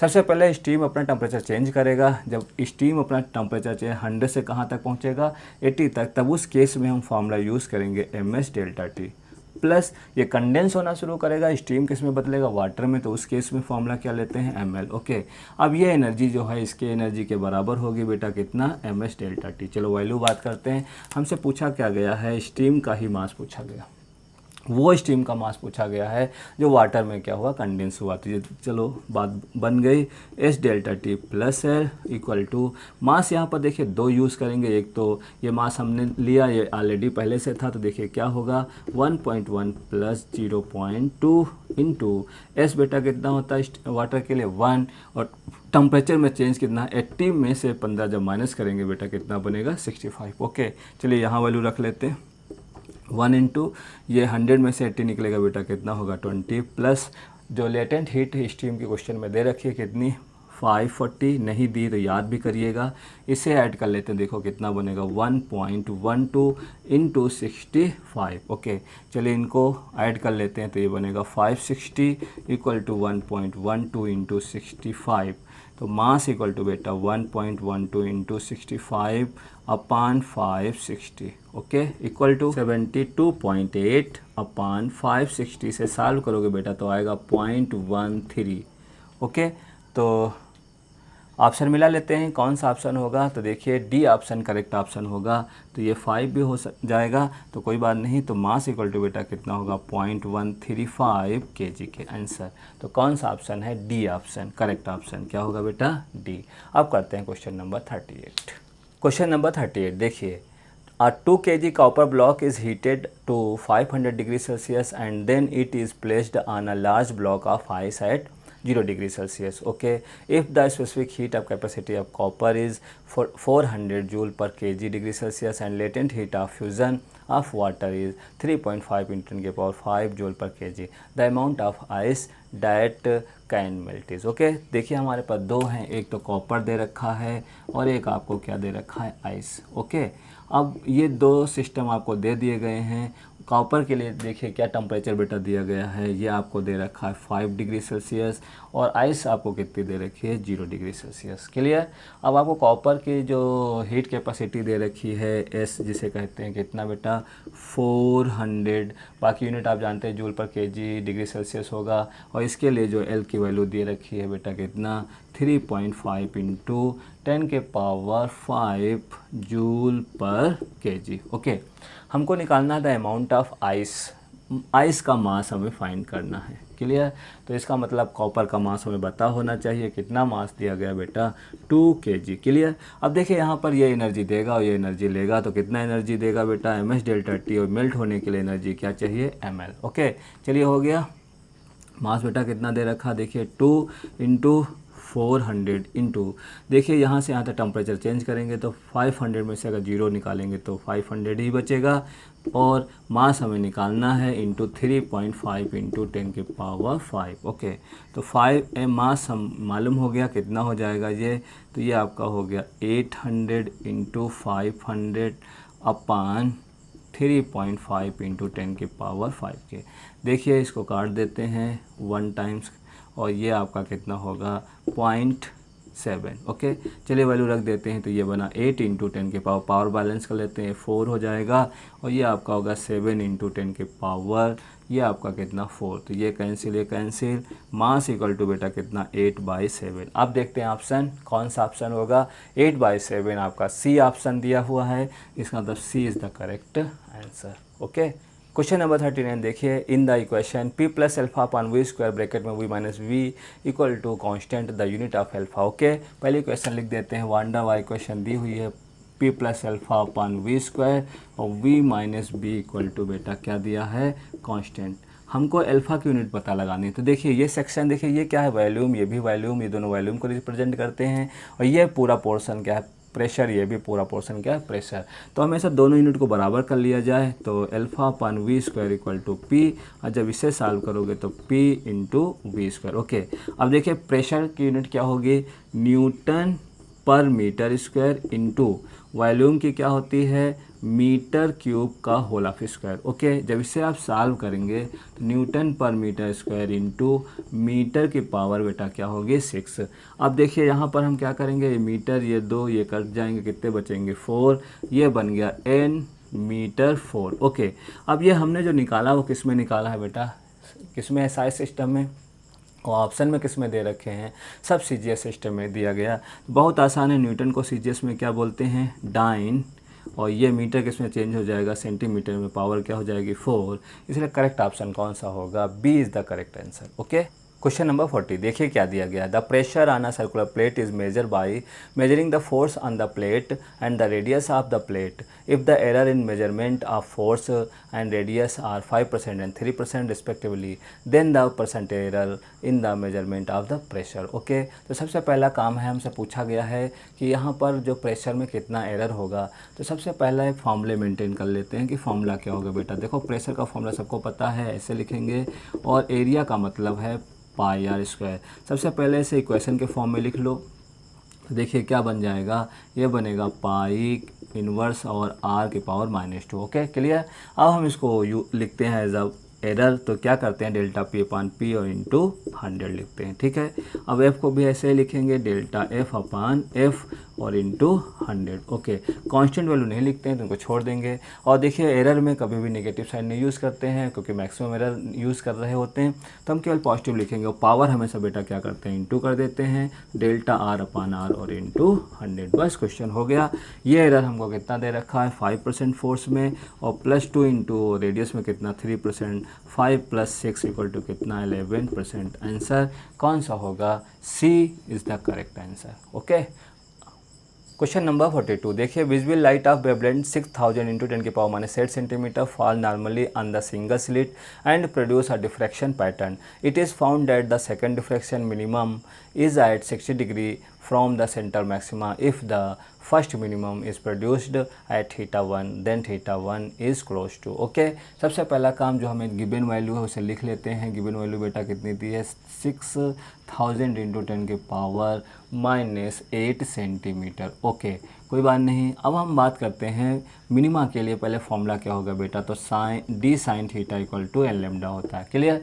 n का मतलब यहाँ नंबर से है, कौन से नंबर की बात करें। फर्स्ट केस में बेटा कितना दिया गया है, देखिए आपको बताया गया है कि कौन सा मिनिमा होगा, second diffraction minima found to the second. Okay, और लास्ट में आपको जो दे रखा फर्स्ट मिनिमा दे रखा। ओके, तो चलिए d sin थीटा कितना दिया, 60 डिग्री, ये सेकंड हो गया, तो चलिए ये वैल्यू रख लेते हैं, d इंटू साइन 60 की वैल्यू आपको मालूम है बेटा, √3/2 इक्वल टू 2 लैम्डा, तो ये बनेगा √3/4 इक्वल टू λ/d। ये पहली क्वेश्चन तैयार। अब सेकंड केस में चलते हैं, फिर से यही फॉर्मूला लिखा जाएगा, d sin theta equal to n lambda. First minima है तो 1 ले लेंगे लैम्डा, और d sin थीटा 1, यही हमको फाइंड करना है बेटा, तो sin थीटा 1 इक्वल टू क्या होगा, λ/d। तो sin theta 1 equal to λ/d की वैल्यू बेटा कितनी है, √3/4। अब इसे डायरेक्ट तो नहीं निकाल सकते हैं, तो इसको ऐसे ही लिख के छोड़ देंगे √3/4 के। ऑप्शन चेक करते हैं और देखते हैं क्या मिलेगा। तो ऑप्शन में देखिए सबके डेटा दे रखे हैं, तो इसका जो सलूशन करीब 25.65 डिग्री के आसपास आता है। ठीक है, 25 हम ले लेंगे, क्योंकि देखिए 25 आपको किस ऑप्शन में दे रखा है, 6 ऑप्शन, वो सी ऑप्शन में दे रखा है, तो इसलिए C option is the correct answer. Okay, करते हैं क्वेश्चन नंबर 43। क्वेश्चन नंबर 43 देखिए बेटा क्या दिया गया, 2 wire made of same material are equal length but their radii are in ratio, आपको दे रखा 1:2 on the stretching each of these 2 string by the same tension the ratio between the fundamental frequency. Okay, देखिए stretch string के लिए formula बेटा क्या होता है, 2L√T by mu. Okay, mu की वैल्यू जो होती है pi are square into d, d का मतलब यहाँ डेंसिटी से है, तो अगर हम इसको देखें तो 1/2L√T upon pi are square into D. तो देखिए सब कुछ कॉमन है, एल कॉमन है, टी कॉमन है, डी के और रेडियस के साथ चेंज हो रहा है। तो चलिए फॉर्मूला बनाते हैं, F1/F2 इक्वल टू √R2/R1 का होल ऑफ स्क्वायर। ओके, तो देखिए होल ऑफ स्क्वायर का मतलब रूट के बाहर आ जाएगा, तो R2/R1 आपको वैल्यू कितनी दे रखी है, तो ये दे रखी 2/1, इसलिए आंसर होगा 2:1। कौन सा ऑप्शन है बेटा, B is the correct answer. Okay, question number 44 देखिए बेटा क्या दिया गया, the path difference between the 2 point π/3 if the frequency of wave is 50 hertz then the distance between 2 point. Okay, देखिए पाथ डिफरेंस और फेज डिफरेंस में formula क्या होता है, 2π/λ इंटू डेल्टा एक्स। ओके, हमको डेल्टा एक्स फाइंड करना है, delta phi आपको दे रखा है, कितना दे रखा है, π/3 equal to 2π/λ into delta x. Pi से पाई कैंसिल हो जाएगा, तो ये आपको मिलेगा डेल्टा एक्स इक्वल टू मिलेगा λ/6। ओके, अब अगर लेमडा मुझे मिल जाए तो मेरा काम बन जाएगा। तो चलिए वी इक्वल टू बेटा क्या होता है, एफ लेमडा के वेलोसिटी आपको दे रखी है, आपको लेमडा फाइंड करना है, v/f। वी आपको दिया 330 अपान आपको फ्रिक्वेंसी बेटा कितना दिया 50, तो ये आपका हो गया 6.6। ओके, वैल्यू रख दिया 6.6 अपान 6, वैल्यू आएगी 1.1। ओके, कौन सा ऑप्शन है 1.1 metre, option B is the correct answer. Okay, question number 45 देखिए बेटा क्या दिया गया, while slipping on a rough spherical surface of radius R block A of mass m come with velocity √1.4 g/r at bottom B, work done in slipping the block from B to C। Okay, B to C देखिए क्या कहा गया है, formula ज़रा समझ लेते हैं। ऐसे दिया सिस्टम, यहाँ पर ब्लॉक, फिर यहाँ पर पॉइंट है, ये आपका A दिया गया पॉइंट, ये B दिया गया और यहाँ पर जो पॉइंट है वो क्या है, C दिया गया। क्लियर, यहाँ पर आपको वेलोसिटी बेटा दे रखी है, कितनी दे रखी है, √1.4 g/r के। ओके, हमको निकालना वर्क डन, जो निकालना है B to C निकालना। तो सबसे पहले काम करते, देखिए यहाँ पर यहाँ से यहाँ तक आएगा तो पोटेंशियल जो होगा वो लॉस होगी और एनर्जी इधर की क्या होगी, गेन हो जाएगी। क्या होगा, काइनेटिक एनर्जी मिलेगा, साथ में पोटेंशियल एनर्जी भी मिलेगा। ठीक है, तो चलो देखते हैं क्या क्या हमको मिल सकता है। तो सबसे पहला काम हम क्या करते हैं, लॉस ऑफ एनर्जी लिखते हैं equal to gain of energy और plus work done by the friction force. Okay, ये भी हमारा, क्योंकि यहाँ से यहाँ तक जाएंगे स्लिप करते हुए, कहा गया slipping the work done. Okay, तो सबसे पहला काम है लॉस कितना हुआ, तो आपको मालूम है mg/r के बराबर लॉस होगा और ½ mv² प्लस वर्क डन निकालना है फ्रिक्शन के। ठीक है, चलिए mg/r equal to 1/2m, velocity आपको यहाँ पर दे रखी है, स्क्वायर करोगे बेटा तो क्या आएगा 1.4 g/r के plus work done by the friction force. Okay, इसको काट देते हैं तो 0.7 आ जाएगा। ये हो गया mg/r equal to 0.7 mg/r plus work done. Okay, ये इधर चला जाएगा, देखिए सॉल्व हो जाएगा, कितना बनेगा 0.3 mg/r equal to w by the friction. अब ये तो फ्रिक्शन आपका काम हो ही रहा था, साथ में आप क्या करने वाले हैं कि यहाँ से यहाँ भी जाएंगे तो work done, total work done कितना होगा, टोटल वर्क डन एक तो यहाँ से यहाँ तक जाना है तो mg/r जाएंगे ही, प्लस साथ में कितना और काम करना पड़ेगा मुझे, फ्रिक्शन फोर्स के अगेंस्ट भी काम करना होगा, इसलिए हमारा आंसर आएगा 1.3 mg/r। करेक्ट ऑप्शन कौन सा होगा, चेक करते हैं। तो देखिए बेटा पहला ऑप्शन दिया mg/4, दूसरा ऑप्शन mg/r, तीसरा ऑप्शन 1.3 mg/r, तो कौन सा बेटा ऑप्शन होगा, C is the correct answer. अब देखिए इस प्रकार से बेटा NTA अभ्यास टेस्ट पेपर 40 कंप्लीट होता है। नेक्स्ट वीडियो में नेक्स्ट पेपर के साथ मिलेंगे, तब तक के लिए bye bye and take care.